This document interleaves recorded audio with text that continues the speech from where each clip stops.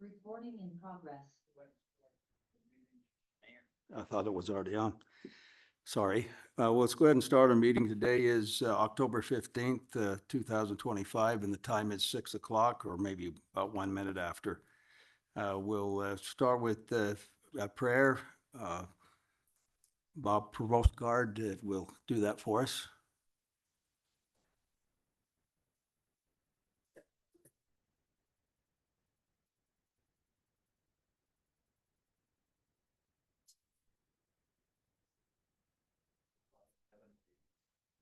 Come to you this evening as Payson City, as a city council and mayor, citizen league staff, prepared to discuss the agenda items, the things that are pertinent to citizens of Payson. May we listen attentively and hear the items that are discussed, that the council and mayor may make decisions based on what is correct. Father, we're grateful for the moisture. We are ever mindful that thou blesses us with that moisture. We ask that thou continue to bless our mountains, even Payson Canyon, that we might continue to receive the moisture that is necessary to sustain us in the coming year. Be with us now, we pray. Watch over those that would do harm, that would be malicious, that they may have their hearts softened. To this end, we pray now in the name of Jesus Christ. Amen. Thank you, Bob. Travis Jockmanson will now lead us in the pledge. The audience will please rise. If you'll repeat the pledge with me. I pledge allegiance to the flag of the United States of America and to the republic for which it stands, one nation, under God, indivisible, with liberty and justice for all. Thank you, Travis.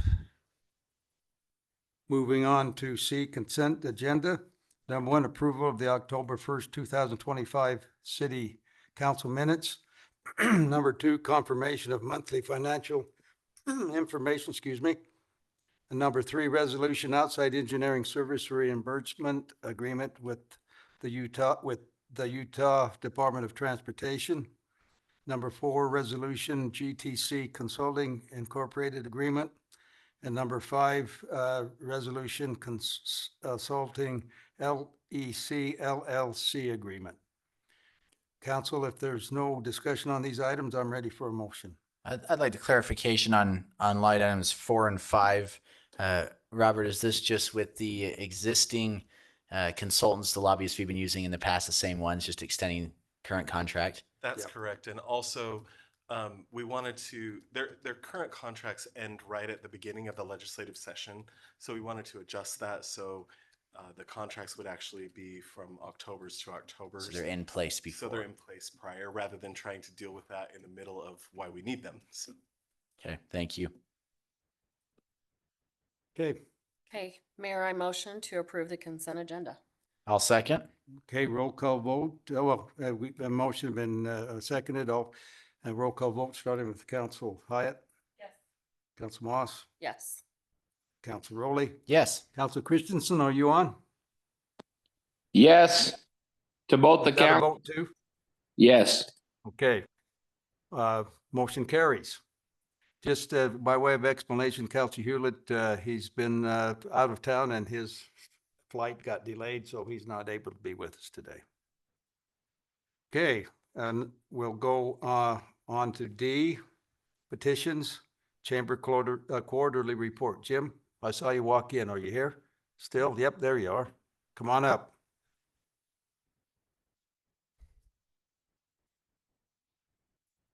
Section 1 quicker than I thought. Well, Jim's walking up. Just by way of information, there may be a point if we don't get done before I need to leave that I may have to leave. I've asked Council Moss if she would be Mayor Pro Tem, and if that happens, I'll address the council with that. Go fast. Mayor and City Council, Mayor and City Council, I'm Jim Rowland, the President and CEO of the Payson Santaquin Chamber of Commerce.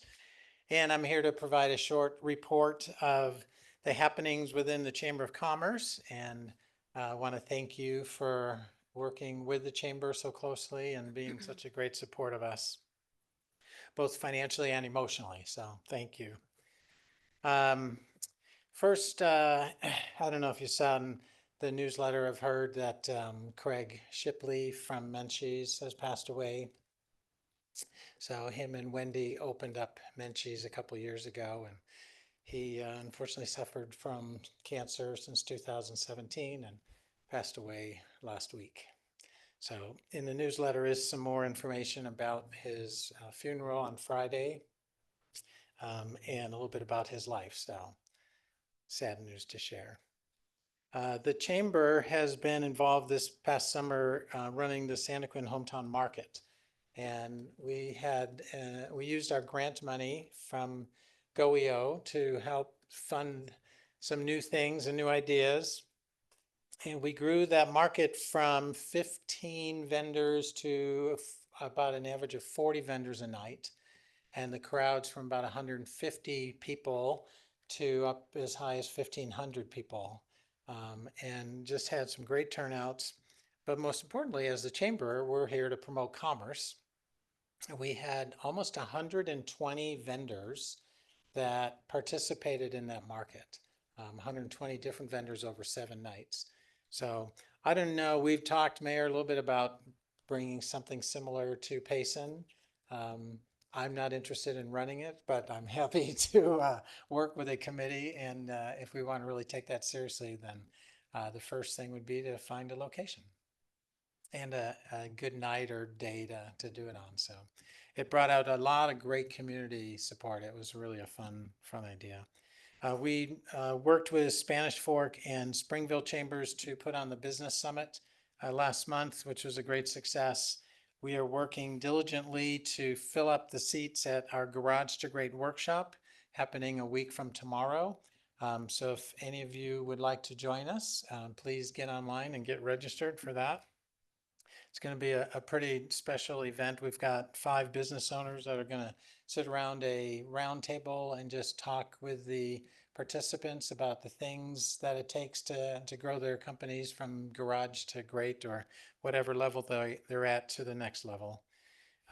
We have working hard to get our Payson Christmas Festival to be a bigger success than last year. It's November 29th, which is the first Saturday after Thanksgiving. We're expecting the mayor there about 5:30 to turn on the lights, and earlier if you'd like to enjoy the festivities. Santa Claus will be there, so if anybody's got kids, Santa Claus will be there from noon till 4, I think. And it's going to be a great fun. There'll be a lot of vendor booths, a lot of food trucks, and the businesses on Main Street are all participating. And if you recall, each and every December, the Payson High School culinary class puts on a dinner for our chamber members. So if you want to get December 11th on your calendars for that event, it'll be at noon. We'll get another wonderful meal from the culinary students and a performance from the choir. A nice event. They do an incredible job. And if, speaking of calendars, the annual gala event will happen on February 5th, Thursday night, and that will take place at Moments on Main and Payson's Main Street. And we certainly would like to have everybody join us for that. Membership-wise, we currently have 161 members, including 13 gold partners and 9 silver partners. Our fiscal year ended on June 30th with a gross revenue of $83,387. We showed a net loss of $2,860, not counting the $69,669 in grant money we received. That was targeted for the Hometown Market, the Business Summit, the Garage to Great workshop, and the Payson Christmas Festival. We had a number of ribbon cuttings this summer. Les Schwab and Quick Quack in Santaquin Tomorrow, there's a ribbon cutting at Murdoch Ford that some of you may be attending. Friday, we have the ribbon cutting at Seven Brew Coffee on 800 South. And just so everyone knows that though they're called Seven Brew Coffee, they serve over 20,000 different drink combinations, not all of them containing caffeine and coffee. So on Saturday, they're having a swag day. So if you buy a large drink, you get a free t-shirt. There'll be a DJ playing all day, and it sounds like a really great city partner. Seven Brew, they really want to get involved with us. We also had ribbon cuttings at Golden West and MTech, the Payson campus. We're losing four board members this year, and have 3 new people already interested in joining. Could use another board member and some more volunteers for some of our committees. And then finally, we are in the process of launching a Bring Local Back program. So as a chamber member, you will be on an app that is called the Community Clicker.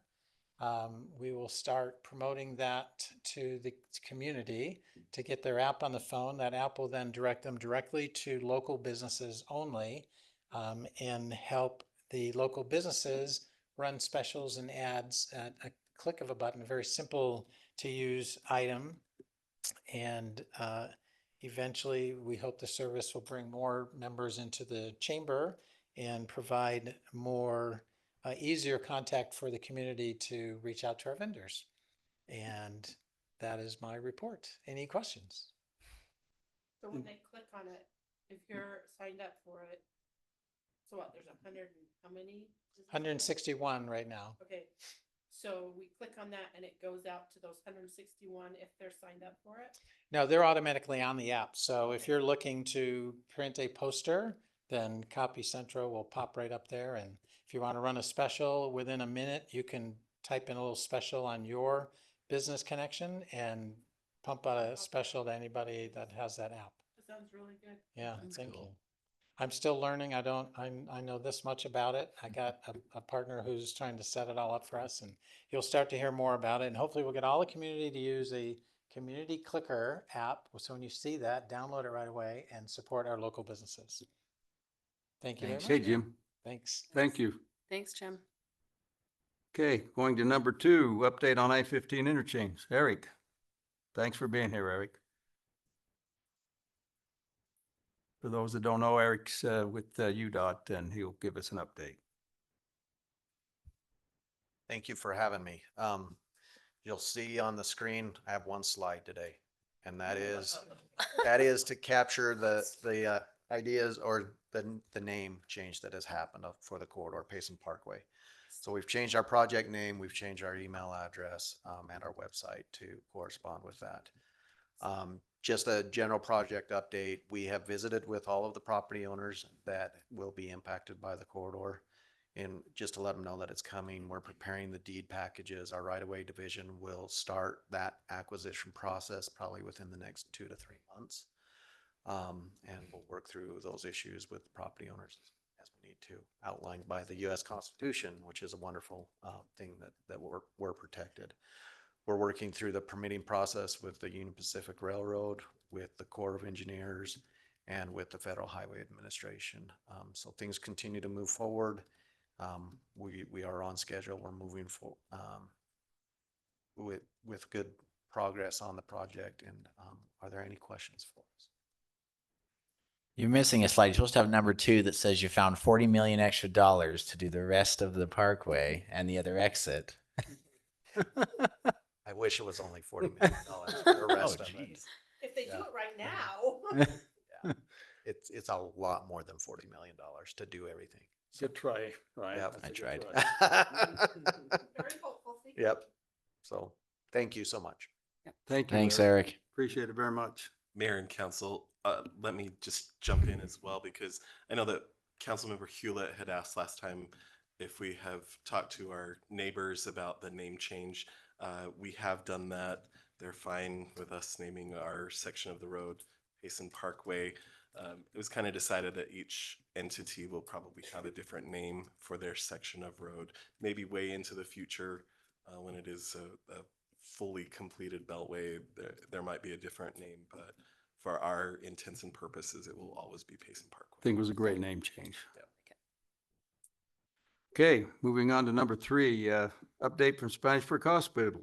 Zach White, you here? There you are, Zach. He's the pharmacy director for the hospital. So thank you for being here, Zach. Thank you for having me. Let me load up the slides.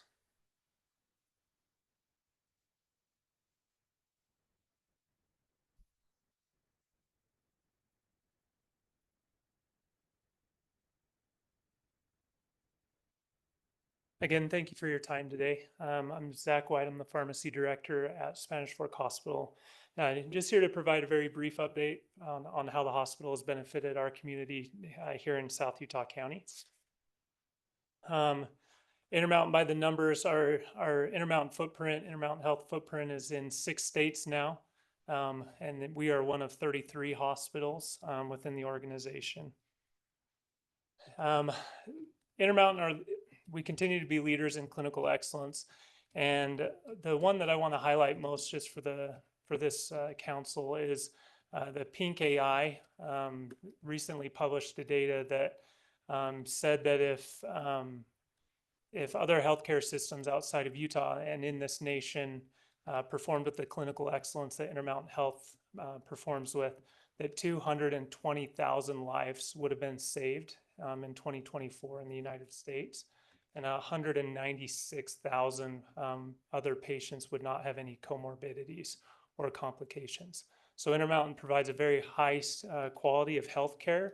And what I love about Spanish Fork Hospital is that we get that quality of healthcare, but we get the small town feel that we like down here in South Utah County. I wanted to emphasize that the annual charity care that the hospital provided for our community was a little over $7.5 million that we gifted back to the community. That most of these were uninsured patients, underinsured, community involvement, volunteer hours, back directly into our community. In terms of safety and quality, our hospital was eligible for 2 hospital safety grade A awards, and we got both of them.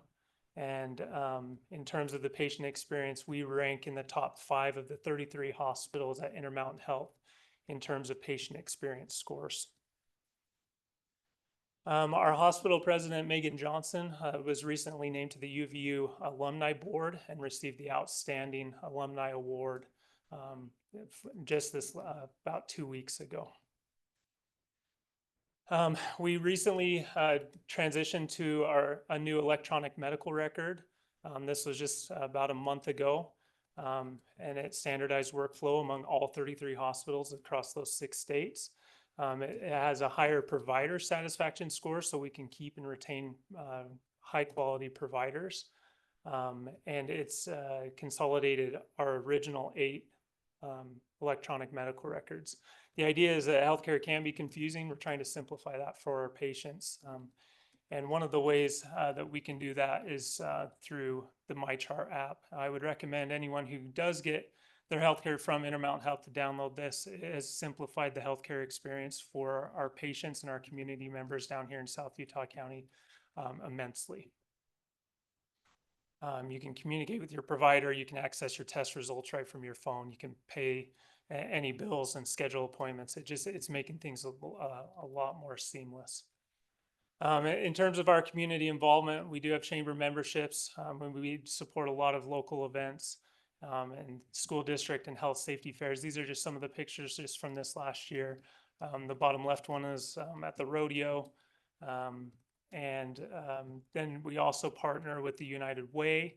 We did a day of caring where we painted the blacktop at different elementary schools to provide that for the children. We do a sub for Santa, and then we had a whole week where we recognized our emergency medical services at the hospital, and we tried to treat them well, fed them meals, and just showed our appreciation for the EMS providers. In terms of the future, we in that one slide, we were projected to only have about 12,000 emergency room visits per year. The hospital is seeing over 21,000. And so we have to expand our emergency room. So we're expanding an additional trauma bay and doubling the size of our emergency room to accommodate. And we see the most CT scans in the state. So we're getting a second CT scanner to avoid if one of them malfunctions or goes down, that we can still provide care for our patients. In terms of our concerns and needs, our top 3 medical concerns are just preventative care. We want to get our patients in for annual screenings, mammograms, colonoscopies, and preventing the high cancer rates that we see down here in southern Utah County and in central Utah. And we do see a lot of falls, and so we do a lot of falls prevention courses and classes to educate the community and try to prevent. It's the most common cause of death in our geriatric patients, and we're trying to prevent that. The other issues that we're going through right now is tariffs and legislation. Intermountain is slated to try to save $240 million in this calendar year. We're going to do that without making any type of cuts to our caregivers so that we can still provide the quality of care. What that means is that our growth and our capital budget will be limited. So our physical growth will be limited over the next year. Any questions? And again, thank you for your time. Council, any questions, comments? I have a comment. Okay, good. I know why your emergency room is full though, because if you go to Provo, you're there 3 or 4 hours. I've been over to Spanish Fork several times and you get right in, 5-minute wait time or something, but you're probably gonna see more of that just because they have to wait so long over there. They don't wanna wait that long. That's great feedback. I'll be happy to share that with our emergency department team. They do prioritize trying to get our patients in fast. We'll welcome that. My kid's school was one of the ones that had some of the stripes and the country picture and the 4 square things repainted, and they liked that. So thank you very much. Oh, thank you. Yeah, that was one of the funnest projects we've done. I was the color yellow in that. I was in charge of painting all the yellow states. So don't look too close. Okay, Zach, I think we're very appreciative of your presentation too, so thanks for being here. Thanks for your time. Thank you. Okay, that brings us to number 4, public forum. Anyone can speak on the public forums on items that aren't on the agenda, and please be cognizant of your time. So we'll open up the public forum. Not seeing anyone here that's jumping up to that. Is anybody online? Okay, we'll go ahead and close the public forum and we'll move on to staff reports. Any staff? I know you've got something, Jadid, but you come on up.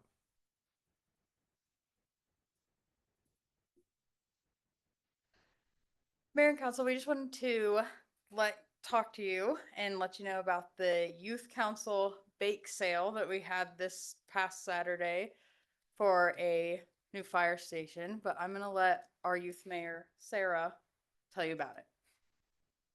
Hi. So I had the idea to start a fundraiser for a new fire station here in Payson. So it was my idea to start it. It was again to raise money for a fire station. We have collected a total of $558, and we have worked 97 hours for preparation, baking, making, selling. For all of that, I've had my youth council members help out. They've all helped out a lot. But I'd also like to thank Wandering Whisk Bakery for supplying all the ingredients and making it work. So I think that's everything. Okay, thank you.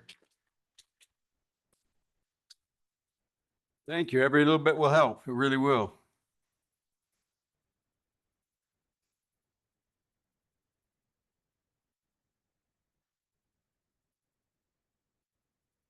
Mayor and council, I just want to tell you about our next event. It's the Big Band Halloween Dance at the Petite Neat Museum. And this will be on October 24th. It's from 7 to 9. And Sarge Barnett's band will come and he plays all that old time Glenn Miller big band stuff. So it's really fun. So I have, we probably have around 250 people who come throughout. And so people get all excited because that's one of the only times that those who know how to do all that fancy dancing, they love to come because it's the time they can come and really shine. So, and they all dress up. So it's really fun. So, and it's very family oriented. So all my grandkids come. It's super fun. So it's a good time. I've also been working on the Christmas boutique. Applications for vendors opened up October 1st. And of course, the Petite Eat is small.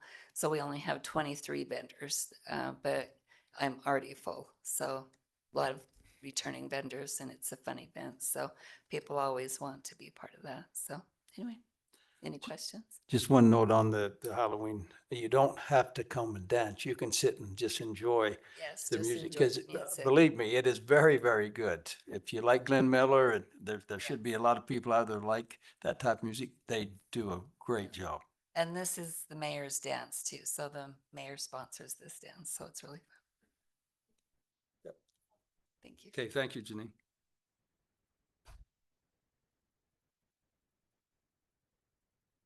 Any other staff want to address us? Not seeing any, we'll go ahead and move on to council reports. We'll start with Council Rowley. Thank you, Mayor. I'm so grateful to see all of this rain that we've been receiving. I want to thank the youth council, particularly our mayor, Sarah, that just reported. She was being a little bit humble when she reported, but she did so much for this bake sale. You should have seen the cookies. They were little fire trucks and little pictures of fire. And not only did they look good, but they actually tasted good as well. I bought some. So Sarah, really thank you for your hard work. I love the example of our youth council. Rather than just complaining about something that was very expensive, she on her own texted me and said, I want to do something. I want to do a bake sale. And this was 100% her idea. And she followed through. She organized it. She did it. And the youth council helped out. But Sarah, good job. You're a perfect fit as our mayor. I've talked to Sean Black, our power director, and then I did speak with Mr. Bascom here before the meeting. And I'm excited and reporting. You guys probably know that we've almost secured all of the easements and right-of-ways for our new transmission lines on SR 198, which is so needed to create some loops and some redundancies in our system and provide more reliable power as we grow. So I'm really excited about that as well. But I'm so thankful for the staff and all of the residents that do so much. And I might even go to the dance thing. If the mayor's hosting it, that means the mayor's probably dancing in it, right? No. No, you won't come and see me dance, but you'll come and see me sitting and enjoying the music. Thank you. That's all I have. Thank you. Lest I forget, I'd like to make sure we get Council Christensen here. I've been known to forget. Council Christensen, would you like to address us? No, I just, quick question, was wondering how, is it 800 West that always has flooded in the past? I noticed they've been doing some road work over there. Just wondered how we fared with this water on that. Haven't heard any complaints. Okay. Hold on, Travis is otherwise- standing up. Oh, yeah, we Here got comes Travis Travis. coming up. We got complaints. We had some flooding. If you go where the middle school is and you go directly west towards the freeway, we had about 1.5 feet, 2 foot deep of water there Friday night. That went away, or Saturday night, and it went away by Sunday. So it just couldn't handle it. So, but yeah, it does flood on 8th West every time. So. Okay. Something that's happened before. It just doesn't, it's not big Yeah, enough. we are redesigning that right now. So I'm hoping that then the council will approve a budget when we get ready to do that. So. Okay. Okay. Thank you, Travis. That was all I had. It is good to see our water soil contents are up where they probably need to be, and we'll see if we get a wet winter as well. So that's all. Thank you. Thank you, Brett. Okay, Council Moss. Okay, first I'd like to let everybody know that the library is having an enchanted Halloween night on October 24th, right? I think it's a Saturday. 25th? Are we sure? And what time do you know? Let me know what time.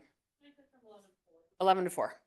So you can come dressed up. There'll be games and stuff like that. So the library is doing that fun thing.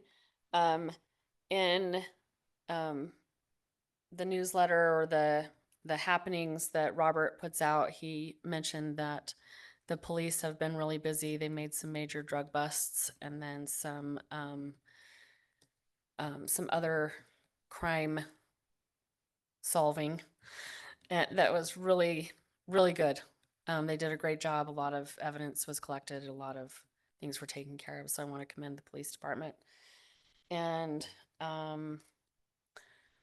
as always, staff, you're awesome. And that's all I've got. Thanks.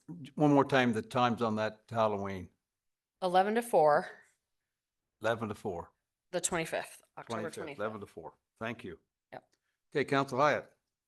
Don't have anything, I just did what they said. Maybe I get to go first next time. Yeah. I'll have to have a speech prepared. Okay. Let me just, I got to put that in here. I'll never remember to put it in here. Okay. We'll go on to E, action items. Number one, public hearing / ordinance amendments to the fiscal year 2025, 2026 budget. Kathy?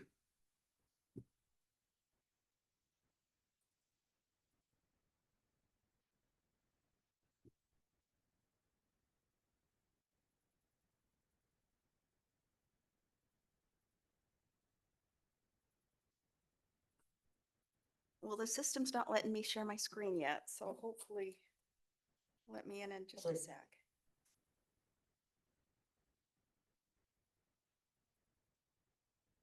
There we go. Okay, we have a few budget adjustments we'd like to recommend to you. The first one is a lobbyist, and we just approved amendments to the contracts, and this is going to help pay for that. The next two are for 800 West reconstruction, half of which is coming out of storm drain and half out of B and C. The next one is a golf par 3 course. Now we put $3 million in there. We're going to kind of monitor where the expenses go and where the revenues are in the golf course, so we can make sure that stays in budget. The next three are kind of housekeeping items to make sure that the budget keeps pace with our schedule. So those are just adjustments that we need to make in the budget. The next one is a Jesse Taylor Park extension for $25,000. Now this is for the PI lateral and paving of that park. And the last one is the senior van payment. They finally got the senior van, so. Do you have any questions? Okay, what we'll probably go ahead and do, we'll have some questions after we open a public hearing, so I'll accept a motion to open a public hearing on what we just heard. Mayor, I move that we open a public hearing for the amendments to the fiscal year 2025, 2026 budget. I'll second. Okay, we have a motion and seconded. Roll call vote, starting with Councilor Christensen, Yes. Councilor Hyatt, Yes. Councilor Moss, Yes. and Councilor Rowley. Yes. Okay, we have opened up a public hearing, and instructions are to step to the mic and state your name and let us know where you're coming from, where you live, and try to be cognizant of your time and whether you agree or disagree with what we've just heard.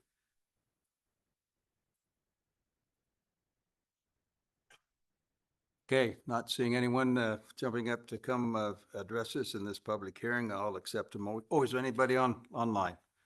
Okay, I'll accept a motion to close the public hearing. So moved. Second. Okay, again, roll call vote, starting with Councilor Rowley, Yes. Council Moss, Yes. Council Hyatt, and Council Christensen. Yes. Okay, the public hearing is now closed. Council, do you have any discussions on Kathy's presentation? Could I get further clarification on line item 5? the streets professional services for Travis. Thank you. Should sit closer. What do you want to know exactly? So it explained, because that says it's an impact fee, but it's an expenditure. So explain that one to me. So it's to do the study so that we can enact an impact fee. It's to do So- the study so to we have to enact a do- transportation impact fee. Yes. Okay. So we have to very do good. all that so that then we can bring it to you guys Yes. to adopt. But yeah, it's to do the study and put that all together so that we can do that. So. Okay, excellent, which is something that I asked for, but I didn't realize it was going to be that quick. So thank you. You got to be careful when you ask me to get No something. kidding. Careful what you ask for, you might get it. Yeah. now. Okay, I'm really excited about getting the Jesse Taylor Park extension finished. They laid down the paving, I think the last week or so, and I've already seen people using it. So, and it looks great. And they extended it into the weedy area, but then they redid it all the way through the walkway. It looks excellent. So, yep. And I want to reiterate and on line item 4, the golf par 3, and just express my excitement, also my appreciation that is self-funded, that the golf course is paying for that, and it's through their revenue and the money they've been making in the last 5-6 years, turning a profit up there at Gladstand. How things have turned around from times past, but that's so exciting. That growth is paying for itself to create more revenue. a lot of excitement about a par 3 course, really is. Okay, any other comments, questions? Okay, if not, I'm ready for a motion. I motion that we approve the public hearing ordinance amendments to the fiscal year 2025-2026 budget. I'll second it. Okay, we have a motion and seconded, roll call vote, starting with Council Christensen, Yes. Council Hyatt, Yes. Council Rowley, And Whoop. Moss. Moss. I mean, he can go too. Oh, it's Council Roth. Go ahead, Council Yes. Moss. Council Rowley. Yes. Okay, motion carries. Thank you. Despite my mistake here. Okay, going on number 2, resolution, appointment of new city recorder. Has Dave made it back yet? No. Go ahead, Robert, and I'll jump in when I need to. David's not back yet. He's at a reception tonight, but we are so excited to present Amelie Otley as our a new city recorder for us. We're not happy about the circumstances why this is necessary. We're still working on that one, but we're still happy for Kim as well. we're happy for Kim, but we're not happy about it. No.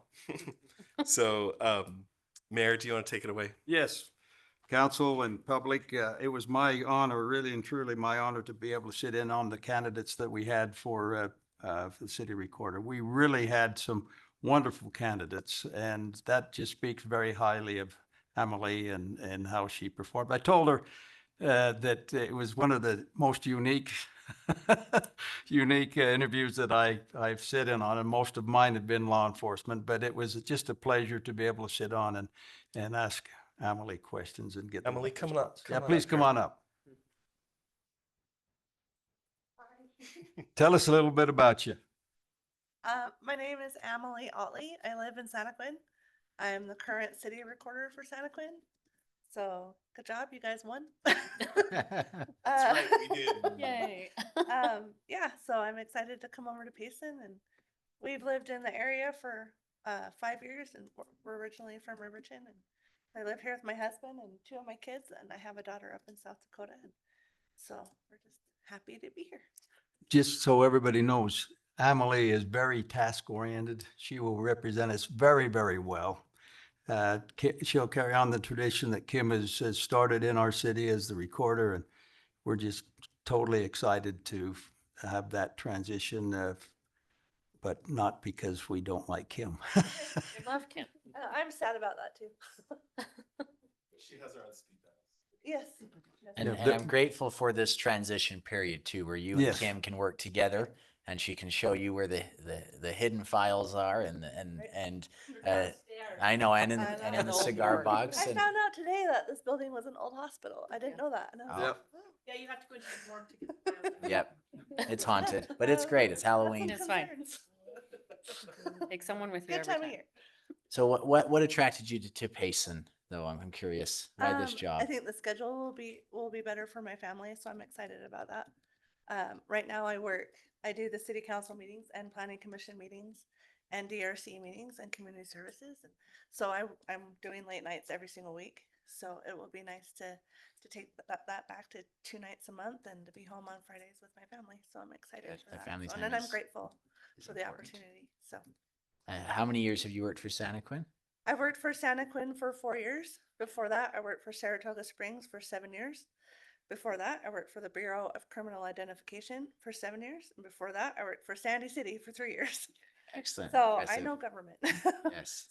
So, Well, Very well welcome, Amelie. qualified, yeah. very much so. Okay, Welcome. unless there's any other questions, I'm ready for a motion. I motion that we approve the appointment of the new city recorder, Emily Otley. I'll second. They have, motion has been seconded, roll call vote starting with Council Rowley, Yes. Council Moss, Yes. Council Hyatt, Yes. Council Christensen. Yes. Thank you. Motion carries. Welcome, Emily.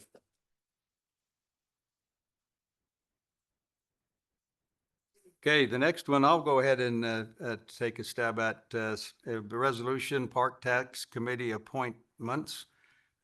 We had the privilege of, again, interviewing some really good candidates for our Park Tax Committee. Feel very good about the candidates that we've offered this to. We have two that have been there for one term and felt good and they wanted to stay and felt good about having them come for another term. Kenton Phillips and Kimberly Bennett. Those are the two that were on the committee before. But we'd like to introduce you to Robert Root, and he'll be a great candidate, and so felt very good about Robert. Any questions? Mayor, I know all of these three individuals personally, and yeah, they will serve on this committee with ambition and honesty and do well with it. So they think these are some great individuals. And just so everyone knows, this park tax is a very good tax, 1/10 of 1%. You really don't feel it, but you will be able to feel it in the community because there'll be some projects that will be tackled by this fund that will improve things for the citizens of Payson. And we are coming up on a time that we need to re-up I think it was every 10 years. Is that right? So we would anticipate that we'd get some support from the community and from this committee as well. So, I think it will be on the ballot next year. okay. We would not have pickleball courts without this tax. That's right. And new concrete in the park and so on. This is good. Okay, then unless there's any more discussion about this appointment, I'm ready for a motion. Mayor, I motion that we approve the appointees to the Park Tax Committee of Kenton Phillips, Kimberly Bennett, and Robert Root. I'll second. Okay, we have a motion and seconded. A roll call vote starting with Council Christensen, Yes. Council Hyatt, Yes. Council Moss, Yes. and Council Rowley. Yes. Okay, motion carries. Thank you. Moving on to number 4, ordinance, amendments to the general plan, specifically the South Meadows area specific plan. Michael? You're up.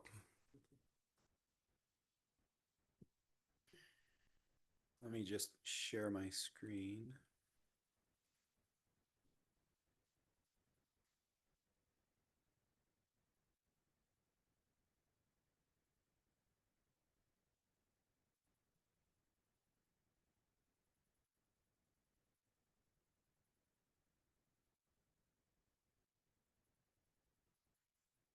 Unlike Mr. Razband, I have more than one slide.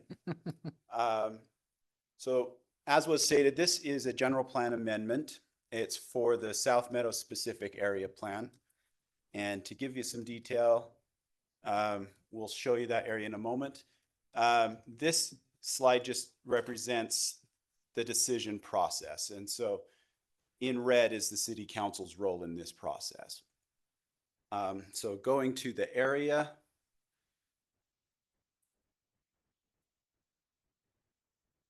Love to do these Google Maps where we zoom in, but as you can see, the area that's outlined in red would be what's affected by this requested general plan amendment. So some of you council members, maybe all of you, will remember these slides because we like to recycle here in Payson. What creates value for property? When we talked about this probably a month or two ago, 3 months ago, something like that. Desirability plus accessibility. And the reason why these slides are being used is because there's some questions that staff had for the applicant about desirability and accessibility. So again, coming back to things that go into desirability, you've seen this before: amenities, location, quality, developments, entitlements. There could be more. And our accessibility word salad. Sewer still at the top. It's a big one. It's the dressing on top. That's right. Okay. So the reason why those earlier slides are in there is because staff has some concerns in this area. This is this is the most recent map I could find of the South Meadows specific area plan. So it's got some bubbles on there from previous amendments. The amendment area that we are going to see, I'll show it to you in pieces so you can see what parcels will be affected. So the first one is in the bottom corner there. It's just that yellow parcel. That would be changing from 2 units to the acre to 4 units to the acre. The next would be those just this in the south in kind of that tannish brown color, 2 units to the acre, from 2 units to the acre to 8. These units here in the middle, 3 units to the acre to 4 units to the acre. South of that, these would go from 3 units to the acre to 8 units per acre. These parcels here would be unchanged, which then that's why they're the same color there with that kind of tannish salmon color. 4 units to the acre, and they would remain the same. These parcels that look kind of like big frying pans or something, they would go from 4 dwelling units to the acre to 8. This parcel was one that the applicant owns the property and they had a willful restriction to limit it to 6 units to the acre. They're requesting it to change from 6 to 15. And these parcels here are at 10 dwelling units per acre and would go to 15. And that is all of the parcels. This is a side-by-side map. The one in outlined in blue is the existing map of the area. And then the one on the left-hand side is the applicant's proposal. So they look similar because the applicant made it to the colors that were as part of the existing map. But the changes would be as I showed you, and then that's just representative of the map here. Any questions on this so far? Is that road? Is that the 1950 road? The one that kind of bends in the middle? Yeah. Yes, that's 1950. And then it's so like from MTech it's headed south. I was looking at this at home and I was trying to figure out. Yes. That's headed south. Yes, that heads south. So where MTech is, you can see it kind of loops at the top and then it comes straight down. That's 1950.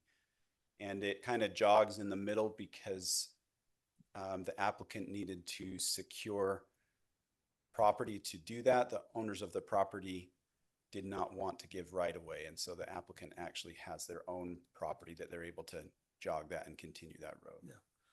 And then that road would be built as development happened. Is that right? Correct.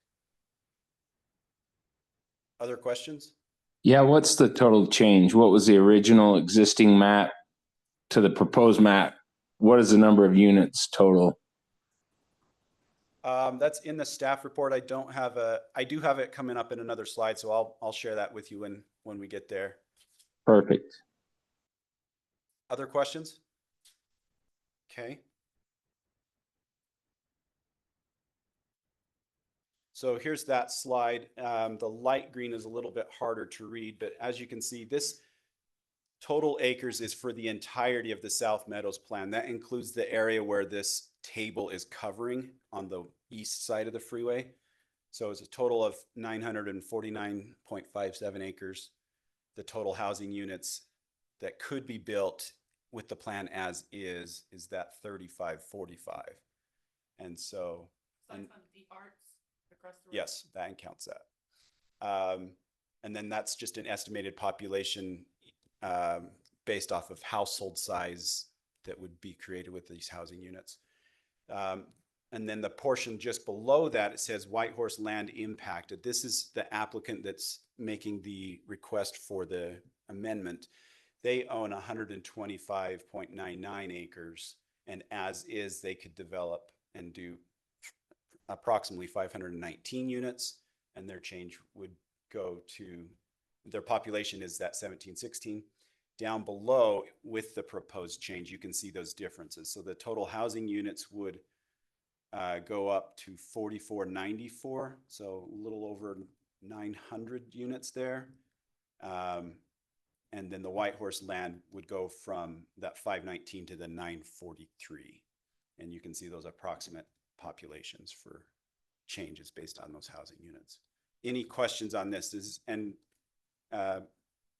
Councilmember Christensen, does this answer your question?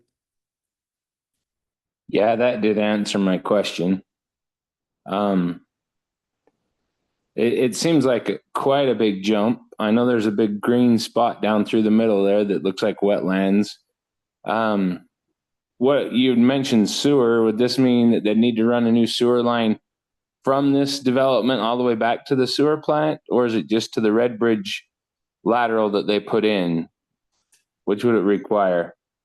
They would be required to do any of the sewer necessary for their developments, and they would be required to do any upsizing that they would need for their development, but the city would potentially participate for other properties unassociated with the applicant's developments.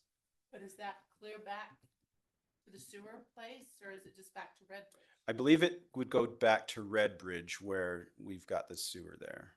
Is it big enough? Is the capacity big enough? Mr. What? Councilmember Hyatt, Yes. please turn your mic on. Oh, Thanks. I thought I was yelling loud enough. I'm sorry, Kim. I will pass that question to Travis, but I believe the answer is yes. That's what I wanted Travis to come up. He was ignoring me. You didn't think you was going to have to come up this much, did you? So the sewer, there will be a point where there's a 21-inch line that goes from Utah Avenue up to probably 500 North roughly. That would have to be upsized at a certain point, but that wouldn't be right off the bat. So we would obviously monitor that. When it hit a certain point, then that would trigger, whether that would be, depends on the number of units, but this one would go into the Red Bridge line without any problem. It's just where that line that Red Bridge put in ties into Utah Avenue that it would have to get upsized at some point. And who would be responsible for that upsizing down the road? Would it be the developer?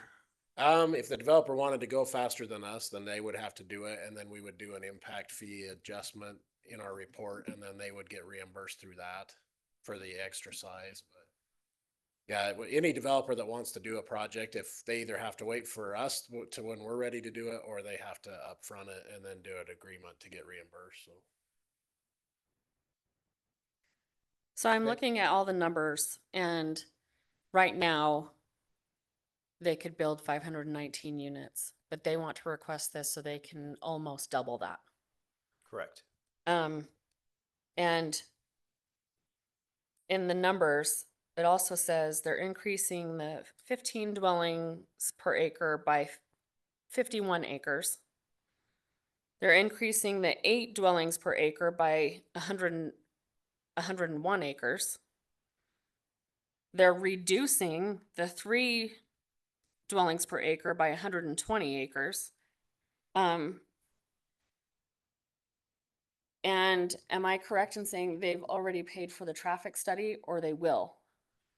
They've completed a traffic study to analyze 800 South and where it intersects with 1700 West. And, Okay. and it had some findings in that study. Have you, gotten the findings yet? Yes, again, I would defer that back to Travis. Travis? Travis, why don't you just stay up here? There is a seat right there. Just sit down. So yes, they have done a traffic study. They are doing some additional study too. Obviously, we can't control UDOT, which is one of and the he left. bottlenecks right now because it's a 1-lane overpass. That is definitely one that's gonna be a problem, but with some improvements at It's a problem now. 1700 West, we can mitigate a lot of those issues, and that's what they're working on right now. Okay. So, but yeah, the UDOT part, that's gonna take some more effort. So in the information, it says the traffic along 800 South Corridor is already at an F during peak traffic times. And I don't think we need a traffic study for anyone to realize that if you've driven there. No, at and peak times. that is one thing that have been working on with a consultant and they've met with us on staff is to, what can we do and how much can we mitigate that? And we have some answers, but we're still working on a few of those. Okay. I think the hard reality is we can't mitigate it. Mm-mm. We can't Some of it, because No. because we're at the mercy of UDOT widening that bridge. And then the other thing that's out of our control is the amount of gravel trucks that travel down that road as well that take up, 5, 6, 7 lengths worth of cars. So yeah, that's a problem. Yeah. The traffic. And I've also read through this whole report, the summary of key issues, the number one on that list. It says, in general, staff is agreeable to the idea of additional density in this area. I don't know why. The area has existing constraints, so why would it be agreeable? The transportation we've already addressed. We don't have any room. It is too crowded, too crazy, too dangerous. The population increase would go from over almost 12,000 estimated people to almost 15,000 estimated people. We can't handle that either. The Public Works has given a favorable recommendation, and we've heard from Travis, which is fine. The police department has given a negative recommendation because we've already seen a major increase in the high density areas with problems with crime and other issues, domestic violence issues, all that stuff. And we've talked to Tyler and his company numerous times about keeping the density low, and I feel like we haven't been heard. We want lower density, and I understand that this may be about money, which is something you said to me when we talked last year in the conference room over there. I was talking about telling you how we need more middle class, normal homes, not so much high density, and your comment to me was, well, there's no money in that. And so I feel like your motivation for this is just to get more money, but you're not hearing what Payson wants and what Payson can handle. And once a developer builds, they leave. And then we have to deal with the crime increase or the traffic problems or the crowding, and we're not ready for that. I also want to go over what the Planning Commission said. Commissioner Frisbee had several concerns, including traffic transitioning in and out of high and low density in the north, then low in the middle. He feels as if the South Meadows area plan is a good plan, but doesn't want to change the plan, and I have to agree with him.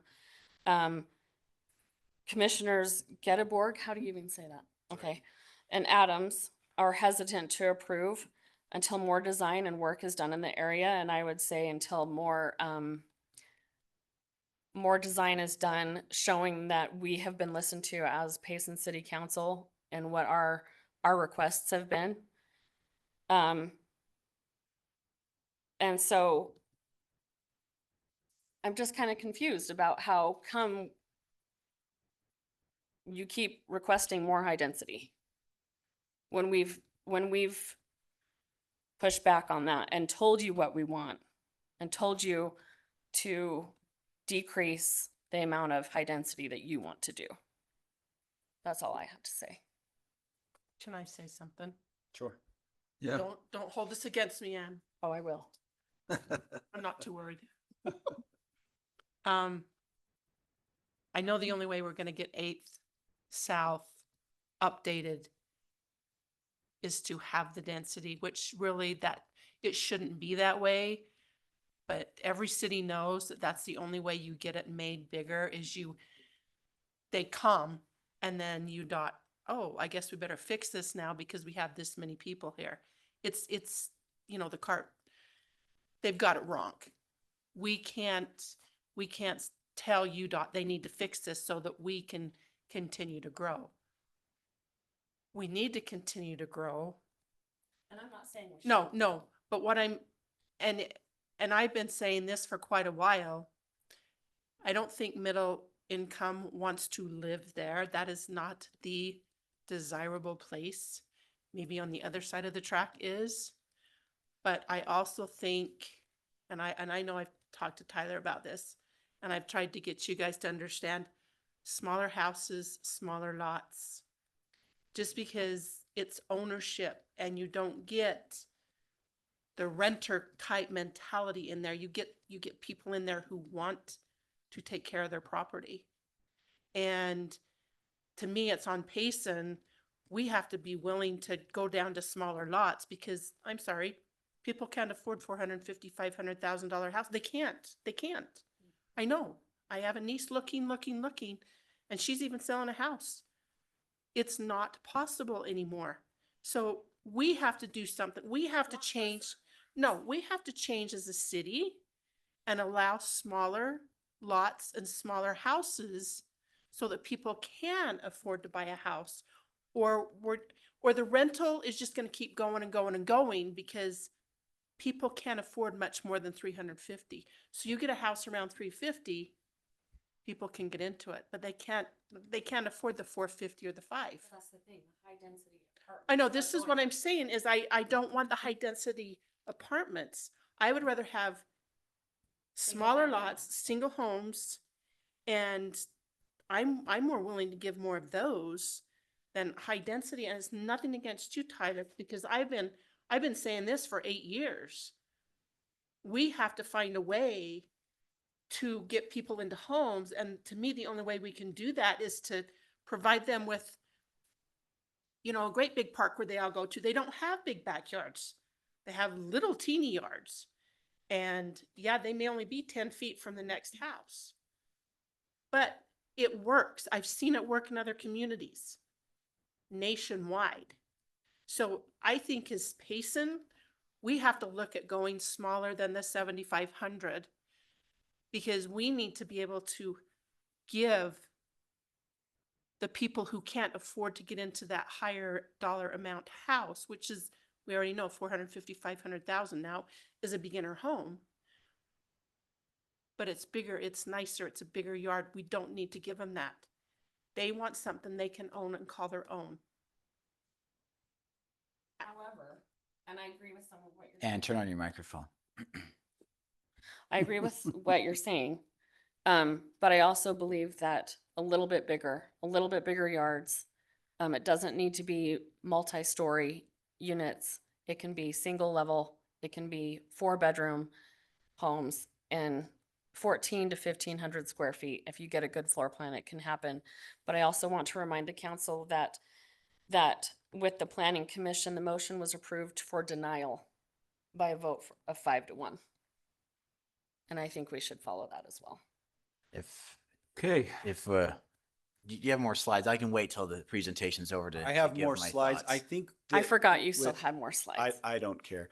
I think that the topic has been discussed, But let me go through these just in case ahead. there's any other items, and we can zoom through them. And if you have questions, we can continue on those. But I think for the most part, it's been discussed based off of what's been cited from the staff report. But let's just continue, Yep. unless you have something pressing you wanted to say. I'll wait till after the presentation to Okay. share my remarks. So again, everybody loves this thing, you know, so we wanted to throw this back in there for you. Just recycling slides. So staff has some concerns with the South Meadows area plan, and that's what we've been trying to share with you with staff report and with this presentation. And so the concerns are really the foundation of our little Greek pyramid here, or Greek temple, with the accessibility and the desirability.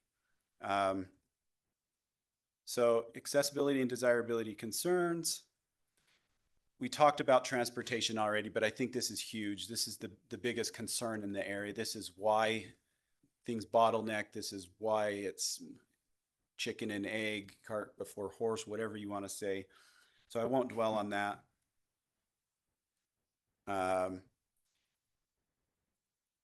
Access or desirability. We don't have any parks or anything of that nature in this area. And so desirability is a thing that we need to try to create that by having amenities and public open space and parks and things like that in the area. And so this is just talking about our level of service and what we've got in our parks master plan. And so what would be anticipated for that area.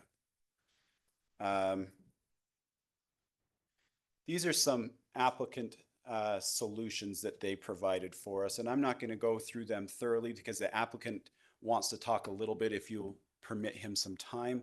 And he's got these items and more that he wants to share a little bit about. But as you can see, the applicant has done several things to help address some of the concerns.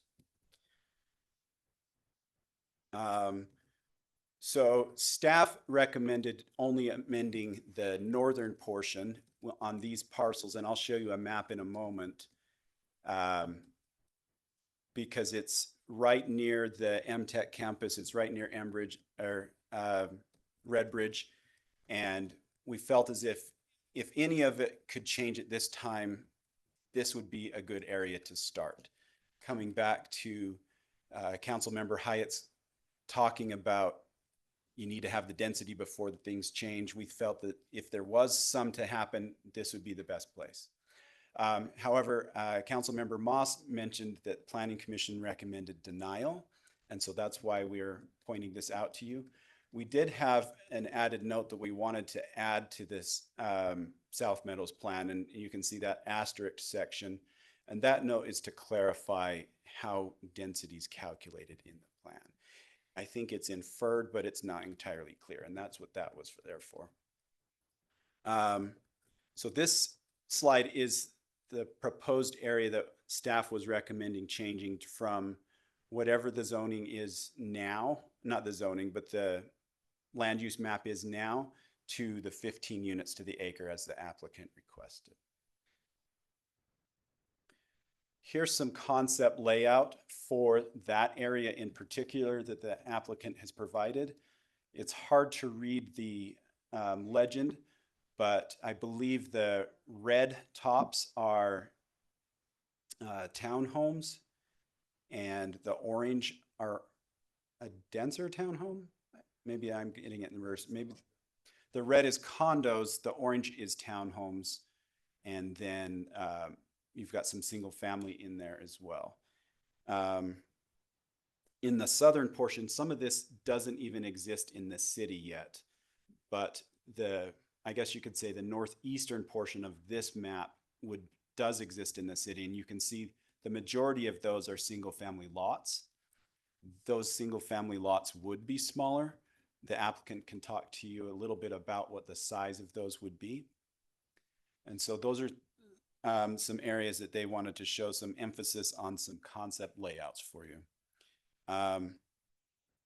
So the last slide I have, and then the rest of the slides here are just applicant slides that they've got some feedback they want to share with you and some product types and things like that.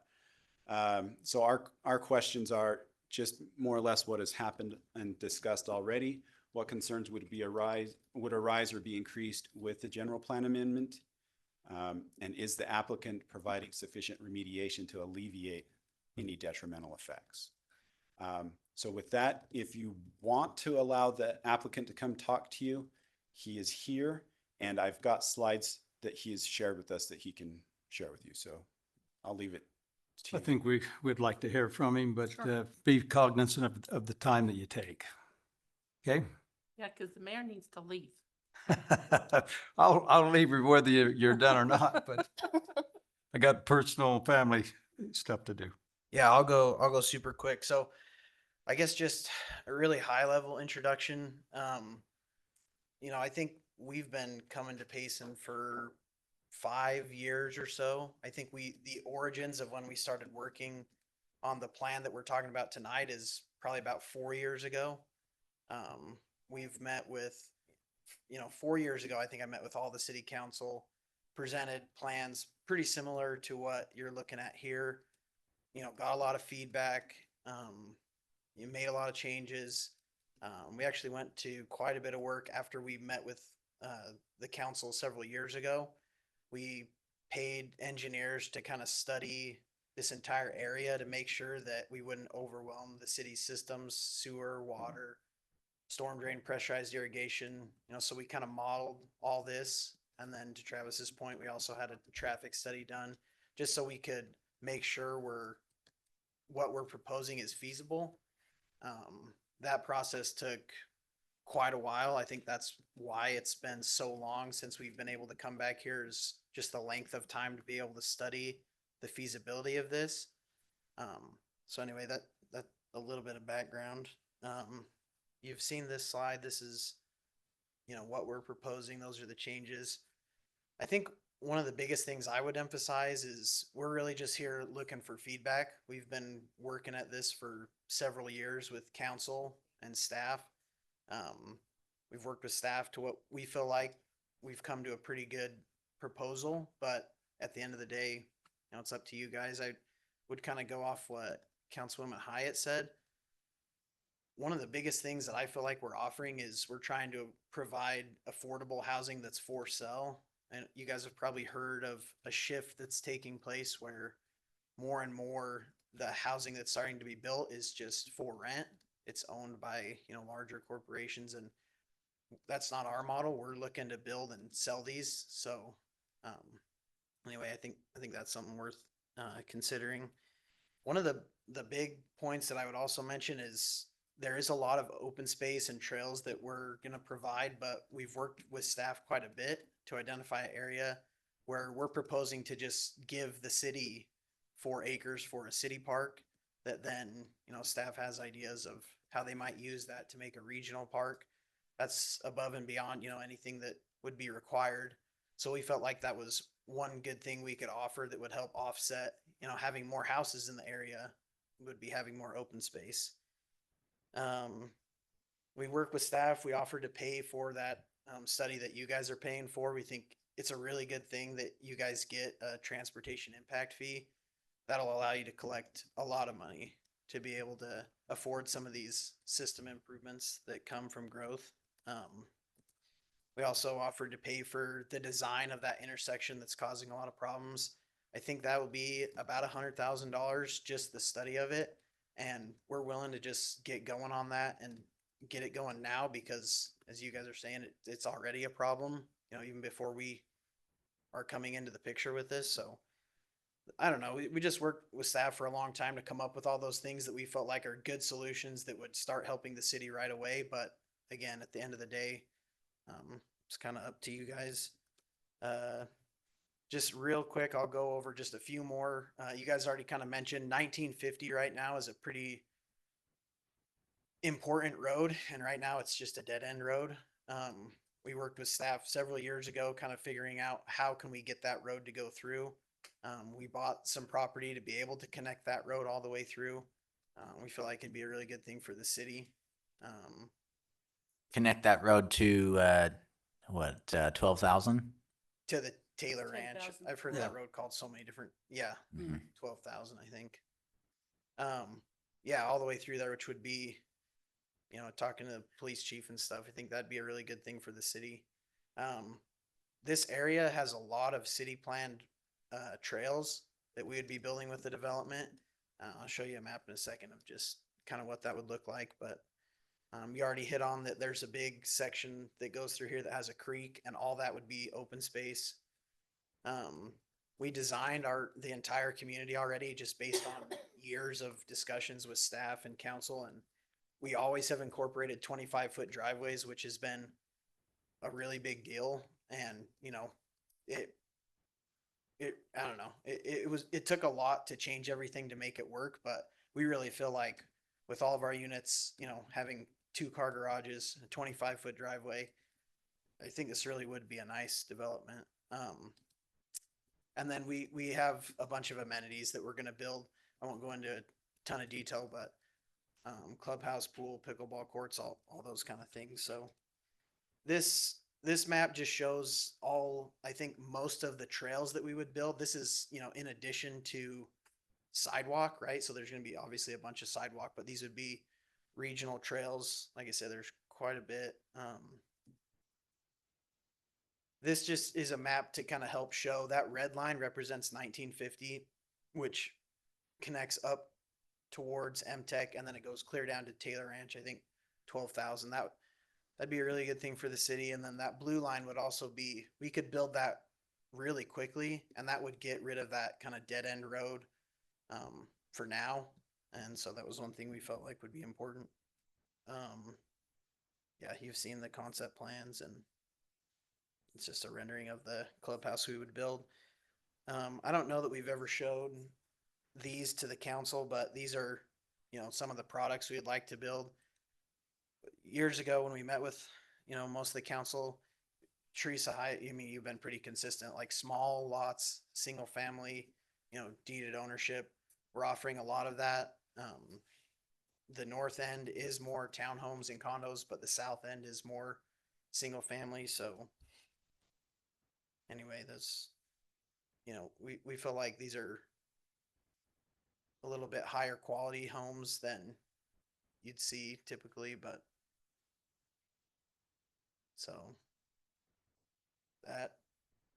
that's it. Tried to make it quick. So Thanks, Tyler. any other questions Tyler, or anything Thank for you, me? Joe. Is there any questions for Tyler? So Tyler, I like everything that you're doing, all the amenities and the roads and all that stuff. It's just the high density that I am adamantly against. And I hear what Teresa's saying about the smaller ones that are skinnier, or, you know, and they have small. Usually they go up. is what Yeah. They do, but. And we have a million of those throughout this county, throughout this town, throughout this area. And they typically go for starter homes, and then they go up for sale, or they go up for rent, or whatever. I just don't think that they're the long-term homes. These might be, but and I just kind of I shy away from the neighborhoods that have single family homes and then right across the street from townhomes, because I live in a neighborhood like that, and there are constant problems in those townhomes, because they have high turnover, extremely high turnover. A lot of rentals go in there, and that has nothing to do with the builder, but that's just what happens. So I understand your intention is to sell them all, but after that, you have nothing to do with it, and it could go to rentals. It could go to these corporations that buy them all out to rent them all out. And so I'm looking further in the future for Payson. But I appreciate everything that you want to do. That's all I've got. So I'll just share my opinion. It's a big list, so I'll try to get through it quick. And Mayor, if you need to leave, please. I will here and just, you know, Okay. I stay till 7:30. Okay. So Tyler, I do believe you guys are here for the long run here for Payson. You guys have purchased a lot of land, and for myself, from what I've seen, I think you build a pretty good product too. As a realtor, I think you guys build quality homes. I really do.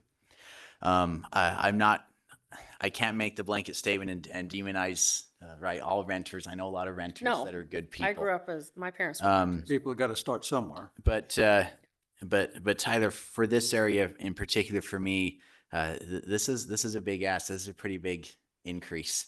I appreciate your willingness to work with staff so well, and I've heard from staff that you're respectable, you're accommodating, you're professional. So I thank you for that. I want you here. I want builders like you and your family here. For me though, this area, no matter how many extra roads we build, it all feeds still to I-15. And that is already just such a huge choking point in our community. If you're down there at 5 o'clock with the roundabout and the condos and the townhomes that you guys built, it's just too thick. It's too much. It's too unsafe right now. And the idea that if we shove a bunch of growth down UDOT's throat, they'll suddenly get on board and change their ways and build us a bridge. That's a terrible excuse and reason to do higher density. Red Bridge, we already have approved, I think, 1,200 units in that area. MTech. So for me, Tyler, I love some of the things you want to offer, the help with the fees, the 25-foot approaches. These are all wonderful things. I know that some of that land out there that you've purchased, you can't build on it because it's got the stream. It's too swampy. So I understand what you guys are trying to do. And I'm not going to, bruise your black eye for trying to squeeze some more units in there. But for me, the traffic, the quality of life, the marketability, sellability of these homes in the future. I think if you build it, they will come. And as a realtor, I get all sorts of phone calls of people wondering when there's going to be bigger lots, bigger homes in Payson. For me, the west side of the freeway is almost sacred space. We're getting pretty close to West Mountain in that area too. And I want West Mountain to be different and to feel different and to be special and to have some bigger lots, bigger homes. If you just pulled up this on the map, you'd think, oh, it's close to I-15. It could handle this much density. But when you get down there and you live in it, you realize it cannot. And so I think because of the quality of life, the traffic concerns, all the upfitting we need to do for utilities that would be unseen and expensive, I just want to be upfront and let you know I'm against this current proposal that you have right now. I think our current plan is good enough that you guys could still build a lot of nice homes and make plenty of profit. And so for this particular area, for me, I don't think we should increase this density. And I'm grateful that the Planning Commission saw it this way as well. Any other comments? Okay, I think we've. You have a comment here, Mayor, sorry. Oh, yes, please. Unmute it.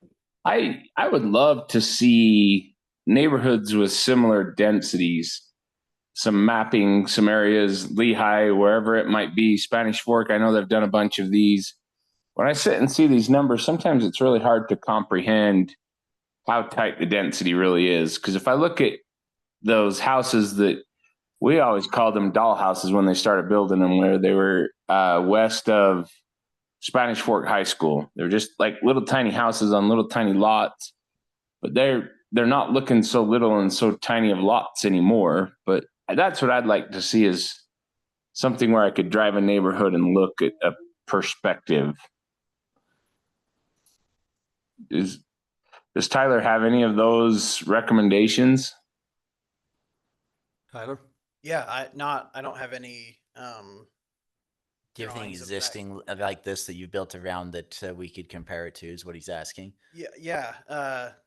As far as the north end where there's 15 units per acre, if you go to Spanish Fork, everybody knows where the rodeo arena is. Mhm. We're doing a development just south of there. That development, if you look at that, should look really similar to what we're proposing up north at 15 units per acre. That's going to be a really similar type of feel. So it's in Spanish Fork, just by the rodeo grounds. The 6 units per acre, 6 to 8, like on the south. Let me just go back real quick to just so we're all, this is the northern portion that's by MTech. This is the 15 units per acre. This is what would look similar to Spanish Fork. This is the south portion. This is down by Taylor Ranch. This type of density, there's examples of this in American Fork, Saratoga Springs. I don't know, Robert, do you know anywhere about smaller single family? Stuff going in Mapleton. Mm. We could make a list and you can go on a field trip. Yep. That wouldn't change my mind, but It wouldn't change mine either. It'd be good to see, but no, I know it can be done. I know people can survive, but again, I think quality of life and traffic concerns and for this area, it's too big right now. It's too in my face. It's already failing. Just coming home at the end of the day and trying to get off the freeway at 800 South from the north. It's terrifyingly dangerous. And this would just make it even worse. I guess one question that I would kind of have for everybody is, so what we're proposing right now is just the general plan amendment. Like if this were to get approved, it's not like we could go and build, any of these. This isn't kind of the next step that would allow us to build anything. Is there any way that we can work with staff to come up with sort of a phased approach that says, hey, look, for now, you could build this many units. Once the traffic concerns are taken care of, you could move on, build more units in the future. That's something that we've done in the past where you can kind of identify a point. One thing that, I think kind of matters if you look at this map, this area in red, that's kind of the area, we've identified that we think is really important that, we work with the city on to be able to get approvals on even if we don't build anything on any of the rest of the ground. The reasoning for that is the area to the north of this red box is stuff that we've already have approved and that we started to develop already. And then the stuff to the east is stuff that we already have zoned. And so, we could move forward on that. But this area right here, you can't really see in this drawing, but this is where we'd like to build the clubhouse and pool and really most of our amenities, because this would be in the middle of this development. So that's one idea I would present is maybe we could work on just, hey, could we build, a certain amount of units so we can move forward, but work with staff.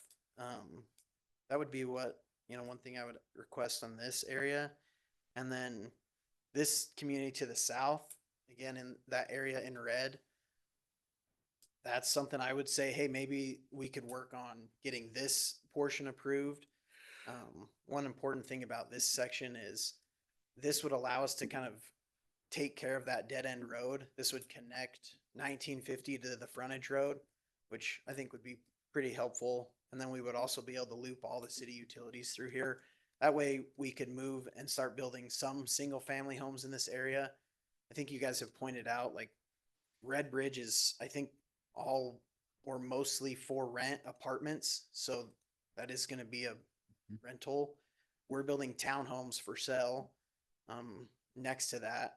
And we just think it'd be pretty good for this area if we could build some small single family homes. Maybe not everything that we're showing there. That's going to take, we think, 10 years, but we would like to move forward and start building some single family homes. So I'm wondering if there's a way that we can go forward on that, or I think that would be a better way to go. I mean, with this ask, it's quite a big ask. Yeah. And it, as you say, 10 years down the road, what we do now is affecting 10 years down the road. And so, I think that's a better approach. yeah. I think it could be a good compromise, but still with me, Tyler, and for staff, I think if you play within the bounds we've set already with that general plan and that specific area plan, you could start building already. I know it's not going to be as desirable as what you guys would want, but really this is already, for me, plenty dense as our general plan already shows. And so for me, while that could be a compromise, I almost feel like too, we're just going to kick this can down the road and won't take the full brunt of the density yet, but know that it's coming. And for me, that would keep me up at night. And so for me, I'm still just a flat denial for this current request. Tyler, like I said, around a year, I want you guys here. I want you to build quality products here in Payson. And, but for this area, for this plan, I think we need to stick with what the plan we already have. Yep, I agree. We've had a lot of people asking to amend our general plan. And if we keep saying yes, what's the point in having a general plan? I'm all for staying loyal to our general plan as well. So, And I think in Payson, we are currently already hitting the mark and building all sorts of homes for all sorts of price points for people. I still think really the middle do. class is getting forgotten, neglected a little bit too, but Well, that's just the unfortunate fact that a middle class home now is 500,000-600,000. right, but we don't have any. Very many. Well, and that seems to be a national problem So, too. Yeah, right, it's we not don't have just very many. Payson's. No, and Okay. but I feel like everyone's looking at Payson. You need to solve this. We're gonna come to Payson, and Payson's gonna be the place. And so, I appreciate Tyler you bringing all this information, but I'm also a hard no on this. I think we've had a full discussion of this, and so I believe it's time to ask for a motion.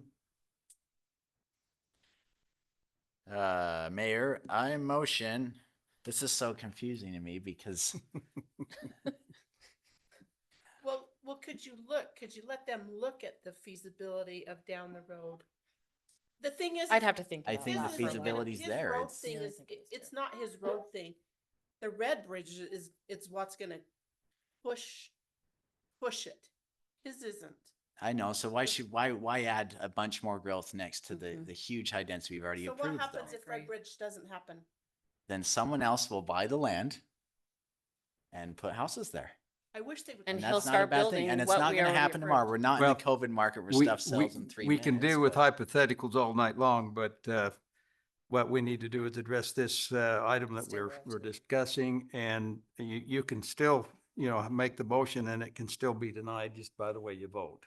Right. Okay. So Mayor, I motion that we approve the amendments to the general plan, specifically the South Meadows area specific plan. You motion to approve it. And then we're all gonna, Okay. or at least I know how I'm gonna vote. Me too. So I need a Well, second. all I gotta do is just, a motion on the item. And is there a second, we all know what the item is. Is there a second on the item? I didn't really understand. By not seconding the item, we can't vote on it. It would fail. I'll second it. Okay. We have a motion been seconded, roll call vote. We'll start with, Council Christensen. You always, I don't know. I think it's a little dense. I'd like to, if he wants to bring it back phased, we can look at it again. But for now, I'm going to vote for no on this one.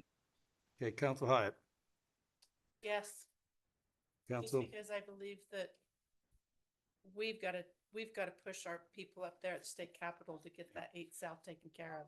But not at the risk of our Well, own Payson. No. that's another discussion. That's Go another ahead. discussion. So. Council my turn. Moss, yes. No. Council Rowley. No.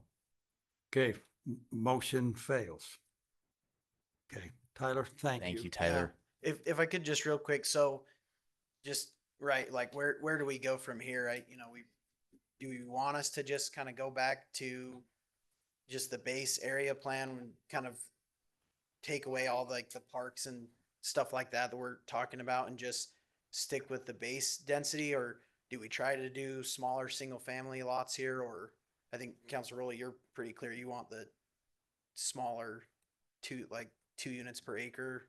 Yeah, I think for this area, I think some bigger homes, some bigger lots, and then and I'm not opposed to a few townhomes where the density currently already allows it too. And I think it'd be a good faith movement by your organization to still include some of these things that you've included, like the bigger driveways and some of the green space and park. Not only will that help our city, Tyler, but it'll give you the reputation of a builder in this city, but also long term for the clients, the people you sell to. That Whitehorse Keystone builds quality homes. They don't cut corners. They have homes for all sorts of price points, and they have big lots and small lots, and yeah. So for me, I want you to play within the bounds we already have set. And if you're still willing to throw us some amenities, I think that would go a long way.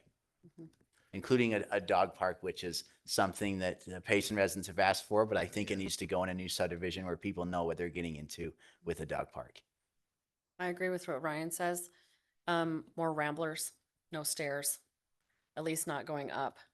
I don't know if you can do basements out there because of the water table, but but more ramblers, 14 to 1,500 square feet. You can do that with 4 bedrooms with a good floor plan design. And maybe not large yards, but at least a yard where children can run around. We have enough 3-bedroom homes. I think that's limiting the size of families. I think we need more. We need larger families and a place for them to play in their own yard so they are safe. And I love parks too, but for small children, sometimes you can't take them to the park all the time, and so they need their own yards. Okay, Thank you. thanks, Tyler. Okay, I would ask the council to make a motion to accept my nomination of Council Moss to be a mayor pro tem in my absence. So moved. Second.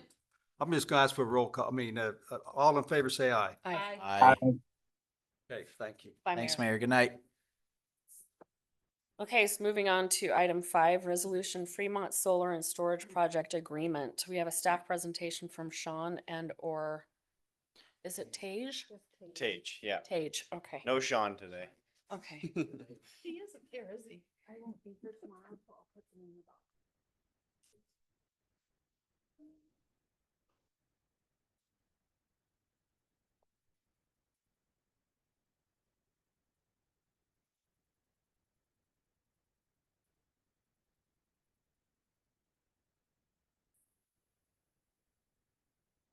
Okay, so real quick, I'll just introduce myself for those of you who don't know me. My name's Tage Bascom, and I work for the power department here at Payson City. Part of my responsibilities in the power department is I'm the power scheduler. I schedule all of our resources to follow our load curve to the best that we can here at Payson City. With that, with all the growth and everything that's going on in Payson, there's new resources that we need to look into.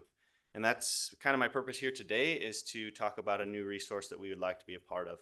And that is the Fremont Solar / storage project, with a big emphasis on storage. There's going to be battery storage along with the solar panels. It's going to be going in on a commercial solar project. So I'll just start off by talking a little bit about the project, and then I'll move on to how we feel it'll benefit Payson City. But here's some details of the project. It's going to be a 99 megawatt solar array project with 198 megawatt hour of battery storage. Most of the UAMP cities are participating in this subscription. The project is going to be down south in Iron County, and it's going to be a 25-year contract with fixed pricing, which will be a good benefit for Payson City. The prices won't fluctuate. So Tage, how many, even if, do we use, how much power do we use in a given day in Payson in August? So that's how big the total project is. We're Yeah. just going to be a portion of that. I'll talk Okay. about that a little bit later. Okay, sorry, jumping In in. my benefits, yeah, we only want 3 megawatts of the Okay. solar, which will equal out to 1.5 megawatts of storage for 4 hours. It is a renewable energy, which is awesome. It really benefits us because renewable energies is not contingent on inflation adders.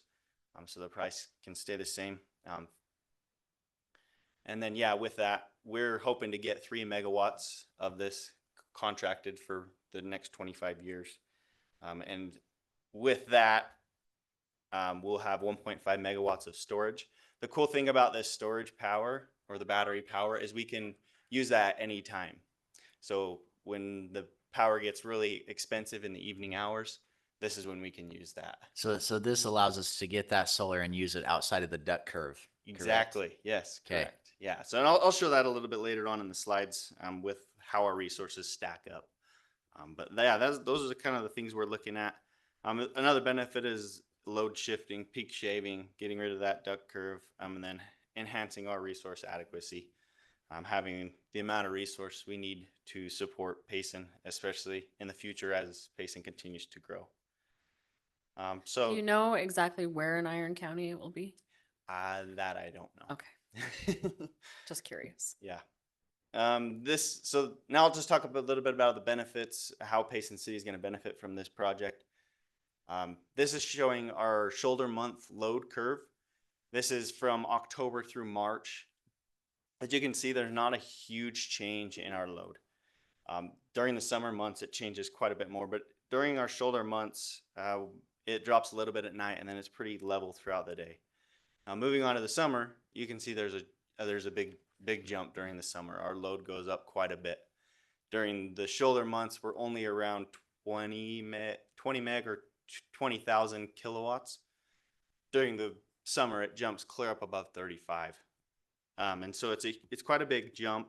And so having the resources available to us is going to be a big benefit for Payson, because we want to try to keep the costs as low as possible. Because if we're just following the market, the prices can jump way up. And if we're market exposed, it creates a big issue. We start paying a lot for power. This slide is just an example of what our current resources kind of look like. I just chose a month during a shoulder month. I'll show a little bit more with summer, but our resources, you can kind of see how our resources in some spots go a little bit above our load curve. That's the load curve's the blue line, the squiggly line. The benefit of having resources that are schedulable, which is part of my responsibility, is with Nebo power, I can kind of taper back some of that power so that if we ever go over, we can kind of schedule that back to where we're not over scheduling our resources. And that's going to be a big benefit with the battery storage as well, because then we can schedule that when we need it and when the price gets really high. Just coming back to this one. So this project's not supposed to be done till the end of 2027. And in the year of 2027, we're supposed to be losing one of our resources. PX is down there at the bottom. And so we need to figure out a way to replace some of that. And our new power plant is going to be a big part of that.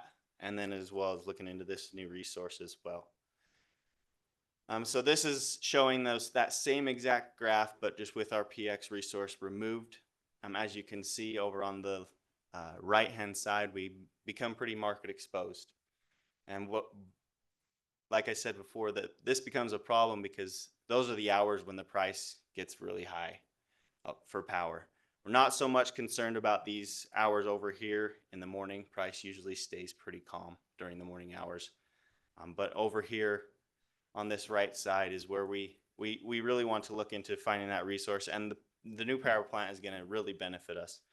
This Fremont solar is also going to be a huge benefit for us because, like I said, we can use that battery storage during those hours when the price starts to jump up on us.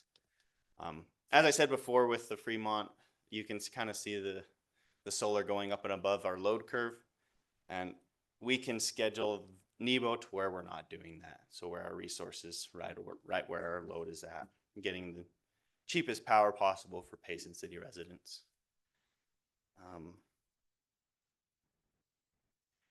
Moving on, this is our summer load curve with all of our resources stacked up. Just pointing out that we can continue to use that battery storage when the price of power is really high. It's funny, I think with the more and more solar that comes onto the grid system, the price of power is continuing to move further and further into the evening hours. We used to see the highest prices during hours 16, 17. Now we're seeing it closer to 19 to 20.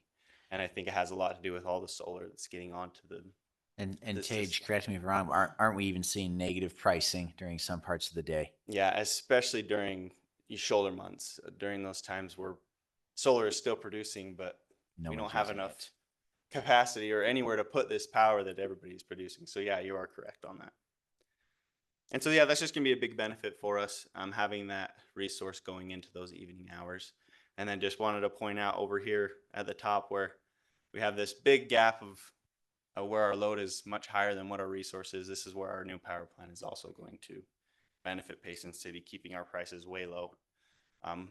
With our resources stacked up with Fremont Solar as well, that puts us around 20 meg, a little over. And with the new power plant, we should be able to fill all of that need in that area. So is there any questions? Any further questions? We would just like to, like I said before, we would like to get a resolution to enter the contract with 3 megawatts of solar and 1.5 megawatts of battery storage for those 4 hours. Tage, can you go back to your first slide, please? Yep. That information. So yeah, I saw that it's 25 years fixed pricing. Have they released the pricing yet or not yet? Yep, I Okay. have that in my notes here. So with the solar energy, that's gonna be at $35 a megawatt hour, which is really, that's a really great price. During the summer, we see these prices go well above 100.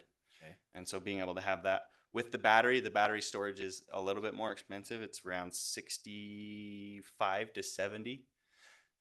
But still well below what we would see during the summer hours during that time.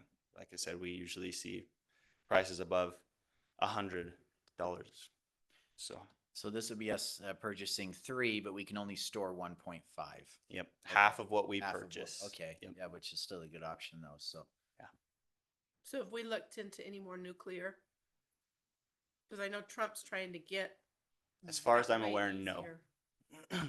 Just because I've been reading a lot about solar now, and they've already proven that it raises the heat Mhm. and it's not good for the weather because of, I can't explain it. I mean, if I were reading it, you would understand, but it's the heat that it's putting off is causing the weather to go kind of a little weird. And so to me, we keep asking for more solar and people have solar on their homes, but we're actually making it hotter Mhm. because of the solar.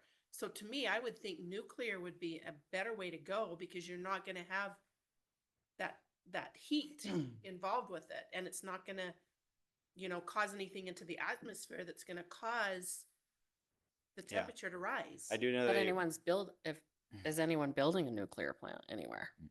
not right now. No, they were trying to get one up in Idaho, but that Yeah. got shut down. Yeah, gotcha. Have you checked back with them? Now that things, I mean, because I know that they're trying to make it way easier to do them because they do them in other countries. Why aren't we doing them? It doesn't make any I do know sense. Sean, he's always looking into all the he options. is. And so I'm sure if that option came up, he would definitely be on top of it. I guess it's the 25-year contract. I mean, I understand they're trying to, But I cover think their that's a backs. benefit though, locks in our price for that. It loan. does, but I can't believe it's gonna last 25 years. They don't last 25 years. That's another thing, and maybe you can't answer this, is where are the solar panels coming from? Are we making them in the United States or are we importing them? Because now it's almost impossible to import a solar panel from anywhere. I'm not sure where they're coming from. Okay, those are my questions. Where's Sean? Yep. I know.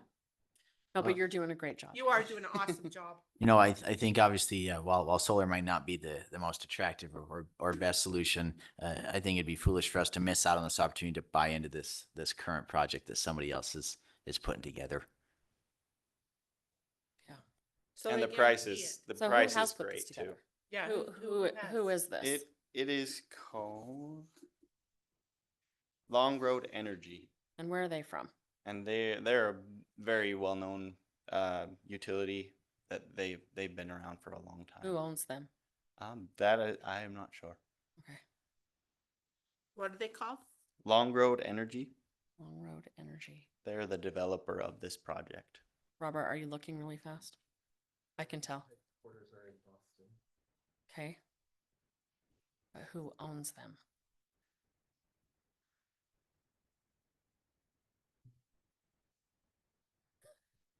It's coming. While we're waiting, is there any other discussion among the council? Brett? No? I don't know. I agree with the longevity comments of how long will the batteries last. Are they something that have to be changed out? Is it a material that's recyclable? A sodium aluminum battery would be way more enticing to me than a lithium ion type battery, just because of the impact it has on the environment. So I don't know. There's a lot of those kind of factors that would be nice to know how they're doing it and what they're doing. And I agree with Teresa in the fact that that big solar farm down in Las Vegas that was supposed to break even after so many years, they've lost their shirt and are shutting it down, you know? It's still always a concern, questioning whether or not it's the best option all the way around. So do we have a deadline that we have to meet to vote on this? I believe by the middle of November, so yes. So can we table it so we can get some of these questions answered and then vote on it at the next council? Yeah, because that's the end of the month, right? Oh, we won't have it Is in November. November 4th. Would that be too late? I think we'll be pushing it. Oh yeah, that's right. I'm sure, Tage, that this project has the full faith of our power director as well. Yes. It does. Sean likes this. Mm-hmm. He would be here. He would be here tonight, but he's actually in California, working with the partners down there to understand how all of the California pricing is going to be affecting us. Okay. So That's a good he thing. would be here, but I think he sent a really good replacement. He did. And I- He did. And I We liked think, I think Sean looked, you want to diversify our portfolio. Right. So having some of this is probably a good thing. Because we're losing PX coal fired, right? Mm-hmm. Yep. Okay. Yep. We're looking at some other stuff too, some hydro, other things. So it's all about just keeping that diversity. And it is Diverse. only 3 megawatts. It's not a huge, I think that's what's hard for me. I cannot picture what that is. Like, Like, how much I'm a would we visual be person. I don't think there's any visual. Well, if you go back to your slide, you showed the kind of megawatts that we're using, and yeah. So gives yeah, us a this is just kilowatt. There you basically go. our resources stacked up. Okay. Solar is very hard because it's very specific on if the sun is shining and whatnot. Right. And so having the battery storage is really the huge impact, and where Sean really wants to jump in on this is it gives us that option of having that resource during hours when the price goes really, really high on us. Yeah, because we're up in the 18 megawatts, and Tage is asking for us to add an extra 3 to diversify. So it's like $60 a megawatt if it's stored. If it's stored, yes. So we are only getting 3 megawatts Mm-hmm. a day or an hour? 3 megawatts during those per hour. Yeah, per hour during however long the So if we had solar is 6 generating. hours. Yeah, so in It's this next slide, you can $360. see it'll start coming on around 10 or 11 o'clock and then fall off around hour 20, which is Steel Solar, which is another one of our solar projects we're in on. It falls off, and as soon as that falls off, we have no resource. Whereas with this battery, it can continue on into hour 23. Tage, do you know if they've started dirt work on this project? That I don't know. Any other discussion, council? You want Okay. If not, I will accept a motion. What do I call you, Anne? Mayor Pro Tem. Mayor Pro Tem. Hand me the gavel. Just kidding. I motion that we approve the resolution of the Fremont Solar and Storage Project Agreement as presented. Do we have a second? I would still like to hear about my questions. So, okay, do we have a I'll second? second it so that we can move it forward to a vote. Okay. Okay, I have a second. Let's do a roll call. Council Rowley, Yes. Council Moss, yes. Council Hyatt, Nope. Council Christensen, Yes. and so it passes. The motion passes. Can we get those questions, like, we can ask those questions to Sean? Yeah, for sure. And And get those Sean said he questions was more than answered. happy to answer any questions you guys have Yeah. on this project as well. I think it's a good thing. Okay. Thank you, job, Tage. Tage. Did a Good good job. job. Thank Yep, you. you did. Did we make you nervous? A little bit. We're not scary. After the last one, I felt okay. Okay, good. Yeah, we were a little rough. Okay, item F, work session. What do we need to do with that? Carl's come to tell us. Okay. Come on. Mayor Pro Tem and Council, as the 4-Bay Committee, we would like to have a work session on the conservation easement. Okay. We've been working on that for quite a long time, and Adam Cowie's representing the committee tonight, and he has a presentation for us. Perfect. Then we can go from there. Thank you. When was this picture taken? It's so beautiful. Yeah, that's gorgeous. That was, fall of 2023. Wow, that is beautiful.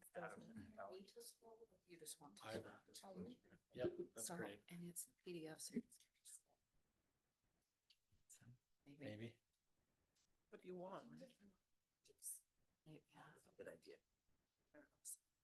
Okay. But you'll just have to. Okay. Thanks for having me here. I've been on the 4-Bay committee since we started that committee in 2020, I think is when that was. And so we've got it on the timeline here. So I put together this presentation and I understand you guys were emailed that today. Hopefully you've had a chance to glance that over. So I'm going to fly through some of the photos and things here. But the 4-Bay recreation area,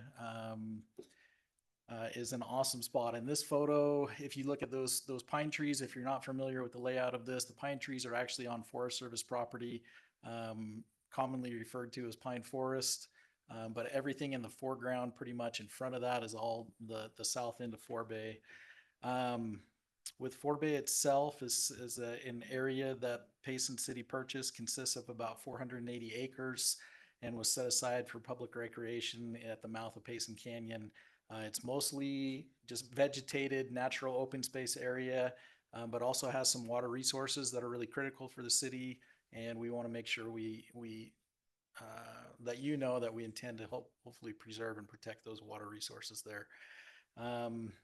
With the map of the property, again, this orange area is that 480 acre parcel, conglomeration of parcels. Adjacent ownership to the south and to east is the U.S. Forest Service.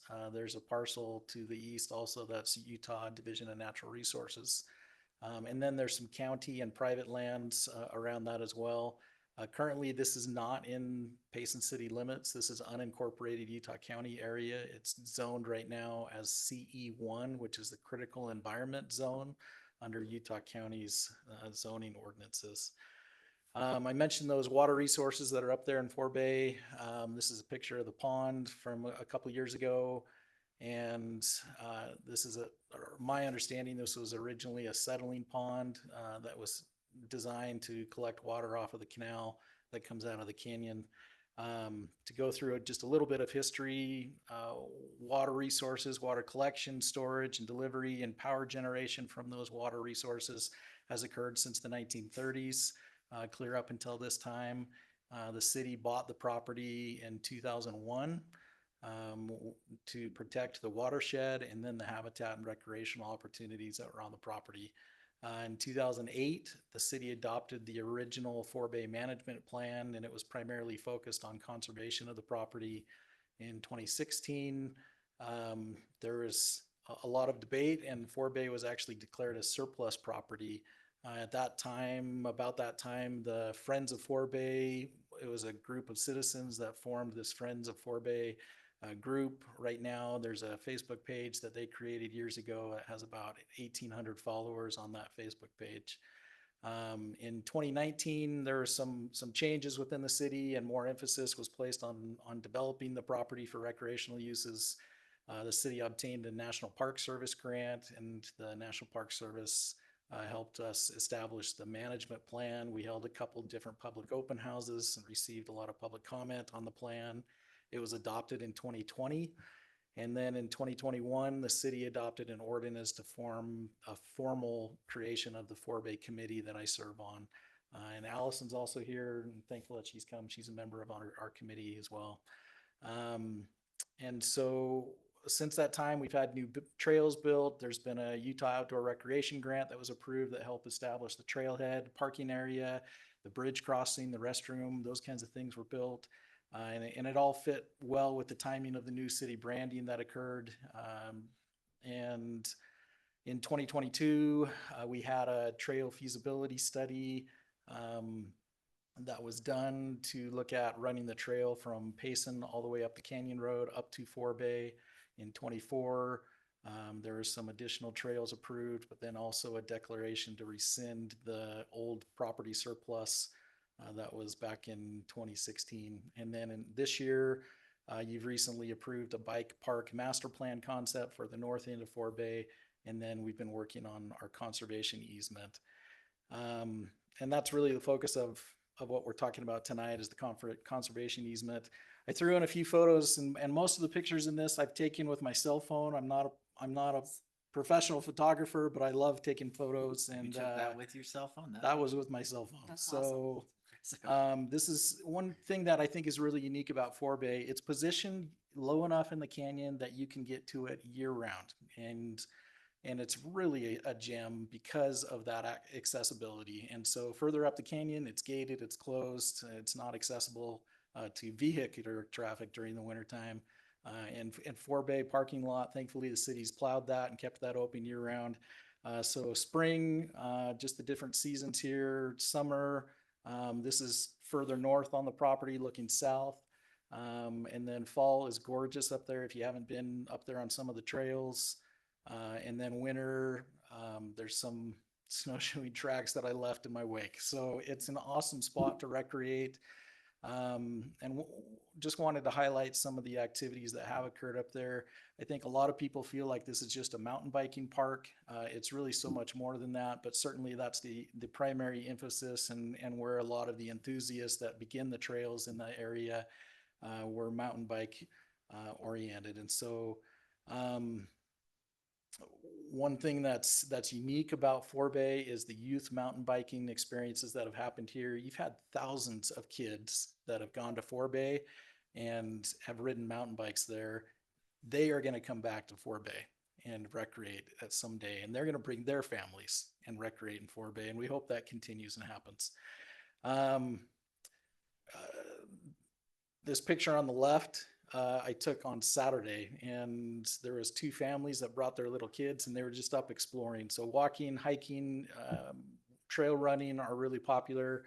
The couple on the right are some trail enthusiasts. You can't really see it there, but the gentleman in the back, he brought a rake, and he was raking rocks off the trail as they were running.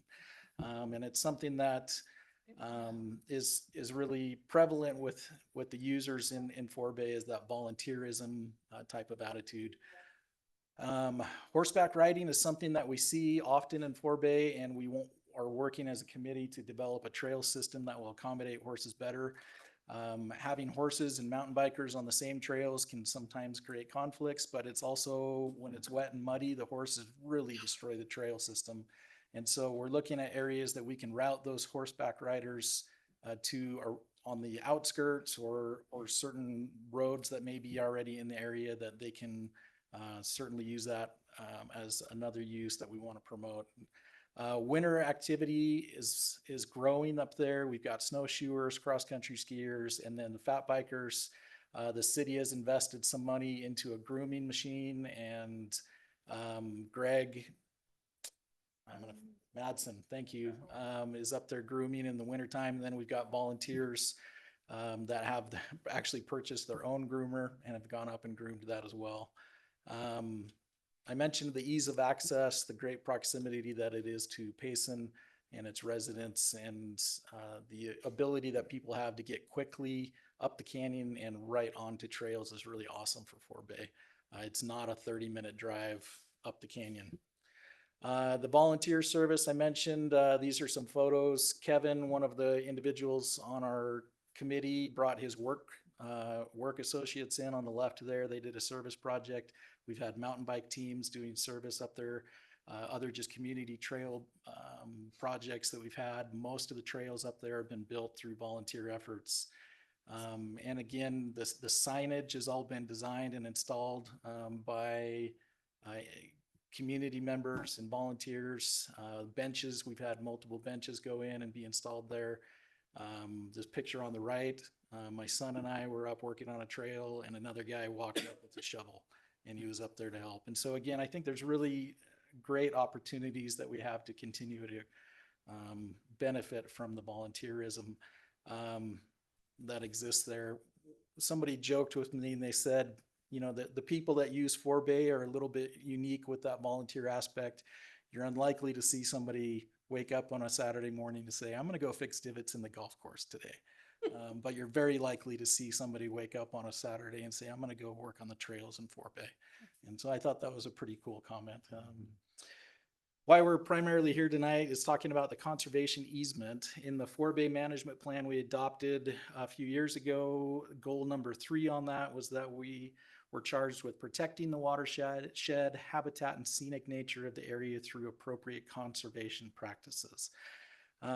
What we've seen and been able to benefit from is the experience from some other communities that have put in place these conservation easements. Lehigh is the one that we've leaned on the most, and we've actually reached out to Lehigh and about a year ago invited one of their council members and some of their staff to come talk to us as a committee about their conservation efforts that they've had at the point of the mountain up in that Traverse Ridge area. They've got a lot of mountain bike trails, really similar goals and ideals as was what 4Bay has. So these were some newspaper article clippings. This top one is a conservation easement that Lehigh and Draper worked on together where they preserved over 900 acres. The other one on the bottom, Draper in Corner Canyon, they've preserved hundreds of acres through conservation easements. Conservation easement, it's a voluntary legal agreement that you enter into as a property owner, and then you would have an easement holder, which is typically for government entities, it's going to be another government agency. We have reached out to, as part of this connection with Lehigh, and asked if they would be the conservation easement holder for Payson. And they took that to their city council back in September. And let me read you the response that we received from their community development director in early September. Good news, we had a meeting last night to discuss the conservation easement. And our mayor and city council were very favorable about being the grantee. They were honored that Payson would consider Lehigh, and we're glad to see Payson preserving such a property for future generations. So they're a leader in our county for preserving hundreds of acres in easements that allow these properties to remain as natural open space with things that are written into the document that are needs for the community. So we'll talk more about that here. The reason that you might apply a conservation easement, again, to protect that open space. But what we've done in this draft that we've created for you is looked at specific, what we're calling conservation values. And so those are listed on that second bullet point. Open space that supports the scenic, educational, recreational, cultural, watershed, and wildlife habitat. Those would be the values that we're trying to protect. And how we accomplish that is a recording of this conservation deed on the property. The easement holder, if that becomes Lehigh, has the ability to enforce that document. If Payson were to vary from it substantially without involving Lehigh and try to do things that change the character or move it away from those conservation values, then Lehigh would have the ability to help rein us in and make sure that we're following the purposes of that document. Conservation easement, the permitted uses that are listed in this draft that are in front of you, public access and education. This would keep the land accessible to the public in perpetuity. It does allow for parking lots, restrooms, benches, kiosks, things that are educational in nature that fit within that outdoor recreation space. Recreational uses for hiking, biking, horseback riding, picnicking, non-motorized activities are permitted.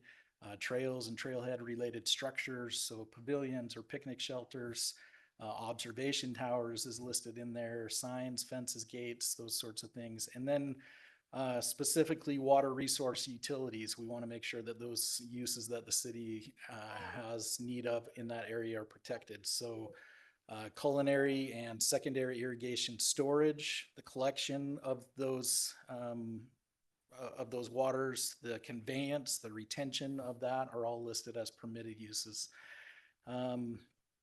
Within the easement, there's also some prohibited, within the document, there's some prohibited uses that are listed. Subdivision of the property would be something that would be prohibited. It does allow for some boundary changes. So if we were to do some swaps with adjacent landowners, that would be permitted as long as there's no net loss of property. We could add new land to the conservation area, but other prohibited uses, construction of habitable structures, hunting, wildlife disturbance, roads other than to serve the permitted uses, motorized vehicles, utilities not serving the permitted uses. And then we were specific to call out other recreational uses that are more programmed space, soccer fields, baseball fields, things that don't really fit with the natural area that we're trying to protect. So some of those things are listed as prohibited. Adam, can I ask one question Yeah. in regards? What about expanding the parking lot? Is that something we'd be permitted to do within the document you've drafted? Yes, and so within that, it would fit within that trailhead aspect of this is parking that serves the trailhead, and so that would be a permitted use. Okay, another question I have, I don't want to see a bunch of lights up there and have it be lighted bike park or anything. Is anything like that come up in your discussions? You know, that's a great question. I don't think that's come up. And so Is that something maybe that needs to be added to prohibit lighting? no, or we do have a solar light that's attached to the restroom right now, but well, I mean, that's fine. I'm talking, 50-foot poles with bright lights shining down on a That's bike. great I think that feedback. would dissolve the ambiance of the yeah, purpose that's of what we're something we doing. can look at. I'm pretty sure there is something in there about utilities required and things like that that were written into it that wouldn't allow that kind of stuff. Besides that, there's no power up there either. So that's a big part of it too right now. But in the future, the power might actually make it up there. But I would think that wouldn't be something that would be approved based upon the way it's written.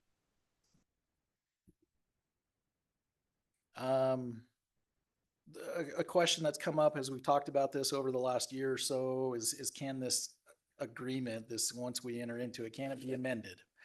And the answer is yes. It has to be amended in conformance with those conservation values, though. And so if there's a substantial change, a material change that Payson City desires at some future point, then they would have to involve that other entity. So in this case, we're recommending Lehigh. And so Lehigh City Council and Mayor would have to look at this and say, hey, is this appropriate based on the original document? Is this something that we can accommodate or not? And so again, this is kind of a check and balance opportunity. It does tie your hands, but you're creating a box and saying everything we can think of is within that box, and we're willing to stay within that.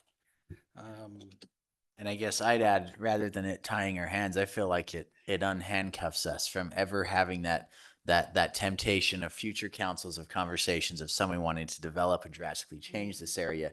They don't approach us about it. That's Lehigh City they'd approach. And obviously, because of how we set up the conservation easement, that would be a no-go. Yeah, they may approach you about it, but it would need also Lehigh's buy-off. Yeah. So. I'm sorry, Lehigh won't accept that. Yes. Can the property be sold is another question. Yes, but it's sold with this conservation easement over it. And so the boundaries that the restriction places on the property would apply to a future owner. And so could somebody build houses on it without the easement being removed? No. And so there's those limitations on who may even be desiring to buy it. But just to kind of wrap up, and I'll answer any other questions you have here in a second. This is a sign in Ponderosa Campground over on the other side of the Nebo Loop. If you haven't been up there, this is up Salt Creek Canyon. And I love this sign. There's a bunch of Ponderosa pines that are in this campground. It says these trees were planted in 1914 by men of vision for us, their posterity. And as I've had the opportunity to recreate in this area and also in Forbay, that sign has crossed my mind often. And that statement that it was men of vision that planted it for us. Interestingly, so that grove of trees there in Payson Canyon, Pine Forest, was planted in the 1930s by our state forester at the time. I believe that's who that was. And we've benefited from their efforts. As I've looked at the opportunity to work on this conservation easement, I hope that we can look at this property as an opportunity to be men and women of vision, and that we can help preserve and protect this property for generations to come. So with that, any questions on the draft easement? I read through the draft. Good work. And thank you to the 4-Bay committee for all of the conversations and hours you guys have spent on this. Really, thank you. Yeah, just check on the lighting thing for me. That's the one thing I didn't see. You answered my question about the parking lot. So it looked good to me, the draft. We're kind of looking for next steps on this. I think as a committee with a few potential tweaks, we're ready to move forward and bring this as an action item. We've had some discussion that potentially a public open house would be a benefit. I think we're willing to do that and put that on as a committee. So looking for your direction as a council on how to proceed. Can I give you just a, we've been using this, the AI chat. Put that in there, what you just gave us, and it will give you anything that maybe you didn't think about, or it will say, this is awesome, or maybe I would change this or this. But geez, I'm really impressed with that, even though I don't believe that we should all go AI. I'm surprised We're at what it, happy to the do that, information it yeah. can give you that we don't think about. Keep it human. What did you say? I said Keep it human. Yeah, but it sure saves us on attorneys. Well, you can't put Brandon out of the job. Can I just add a couple of things? Yeah.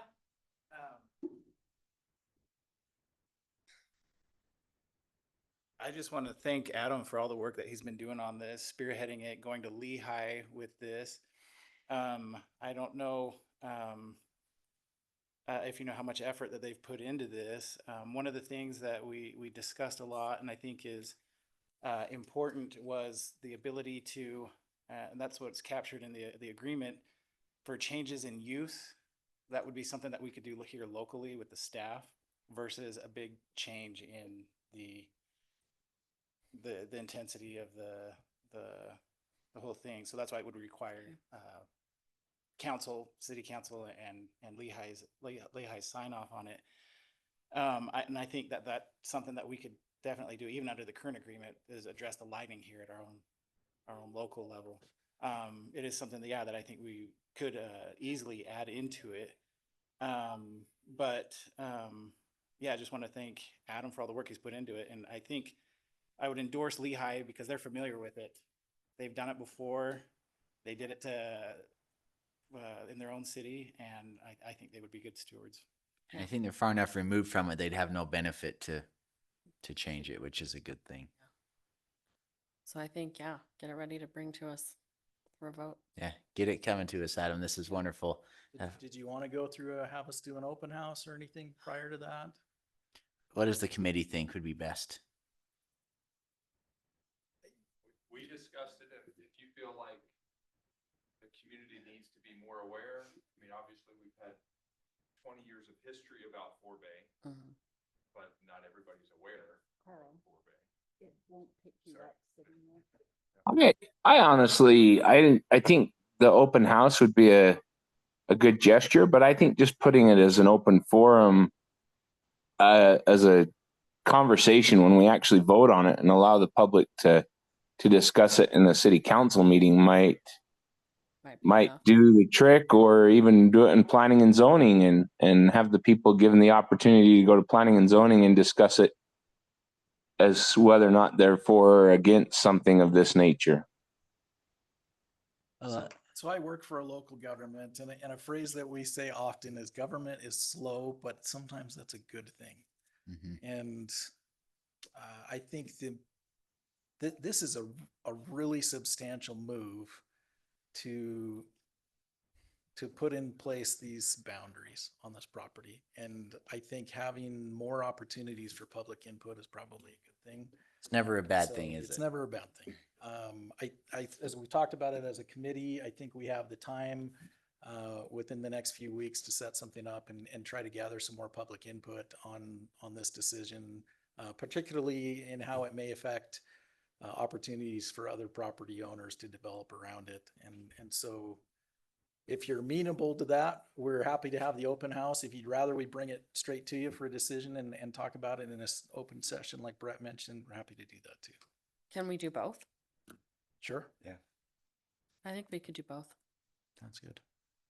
And I think this is Yes, also Dave. be, good for you committee members. You can get in here and champion this and show your hard work during the public forum and show our vision. This 480 acres, it's going to be one of the bigger ones of recent years of any conservation easements, which is exciting.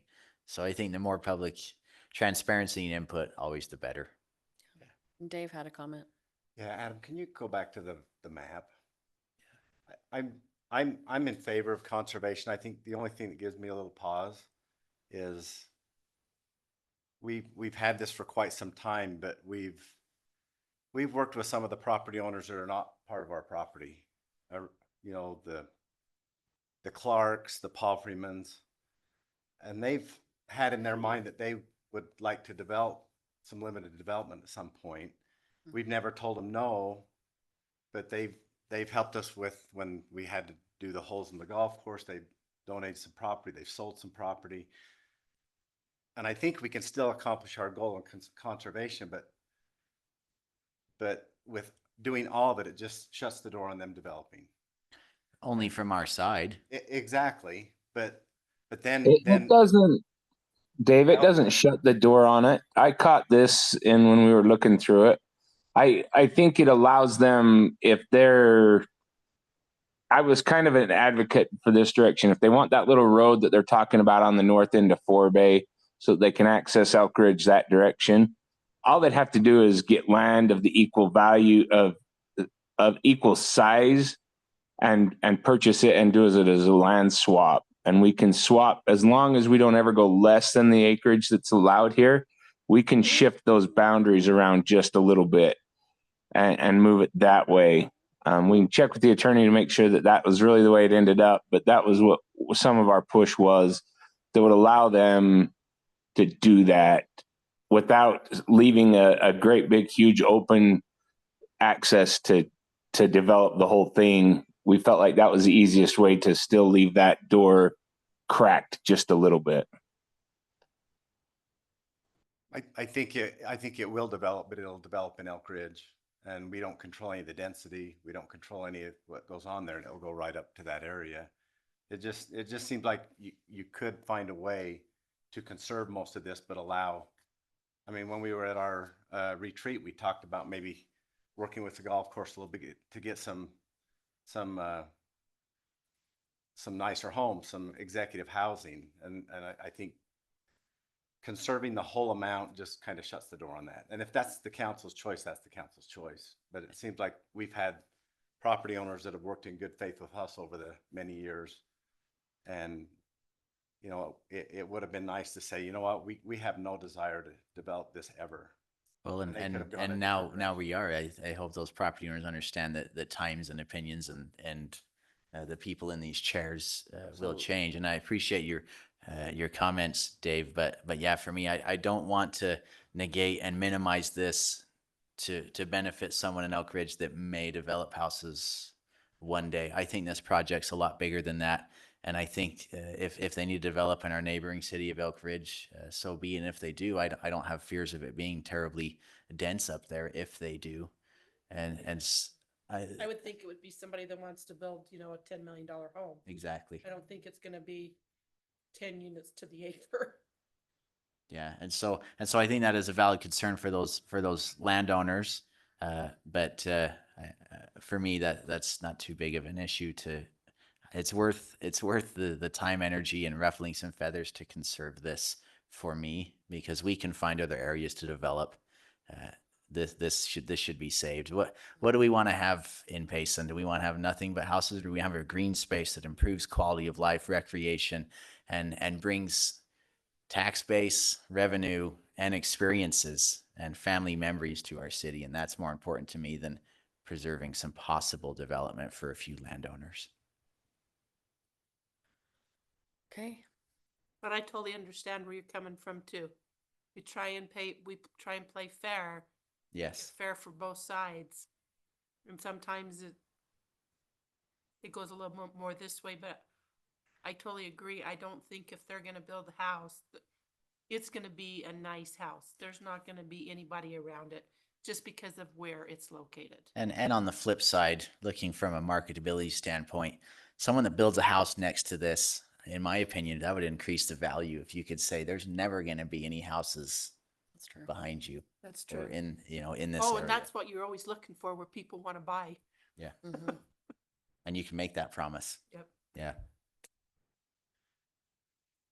If we were to go forward with an open house, I think it would be something we could certainly work with staff and send mailers to all those neighboring property owners and invite them to that, so. How far would you just, the stuff that's showing unincorporated, or go 1,000 feet? How do you do that? A quarter mile? What would be Whatever the typical, council Robert, wants. or, yeah, I don't. I think if you were mailing invites or just contacting, I mean, normally you go like 500 feet, right? But from might be this, bigger. from this aspect, You would have to we go know the very people well. that are up there. Just Yeah. make sure they're invited, and then Yeah. make sure that the community is aware of Community the. Yep. I know. Okay. Okay, we'll. Thank you so much. Work with staff, we'll get an open house set, and we'll hopefully be back in a few weeks. Excellent. Yes. Thank Alright. you. 4Bay works because of the committee and also mostly because of the volunteers. It's amazing what people do up there. So thank you, everyone. Yeah, thank you. Okay, we are moving to go to a closed meeting today, October 15th, 2025 at 8:29 to discuss purchase sale of property. Doing that here or in your office? You need a motion. Oh, I need a motion on that. I move that we go into a private meeting, Closed meeting. Closed meeting a private closed meeting. on October 15th, 2025 at 8:29 for the purchase sale of property. I need a second. I'll second. I know. Okay, it is. I'm in favor of We that. need a roll call. Yeah. Council Rowley, Yes. Council Moss, and is yes. Yes. Hyatt, Christensen. Yes. Okay.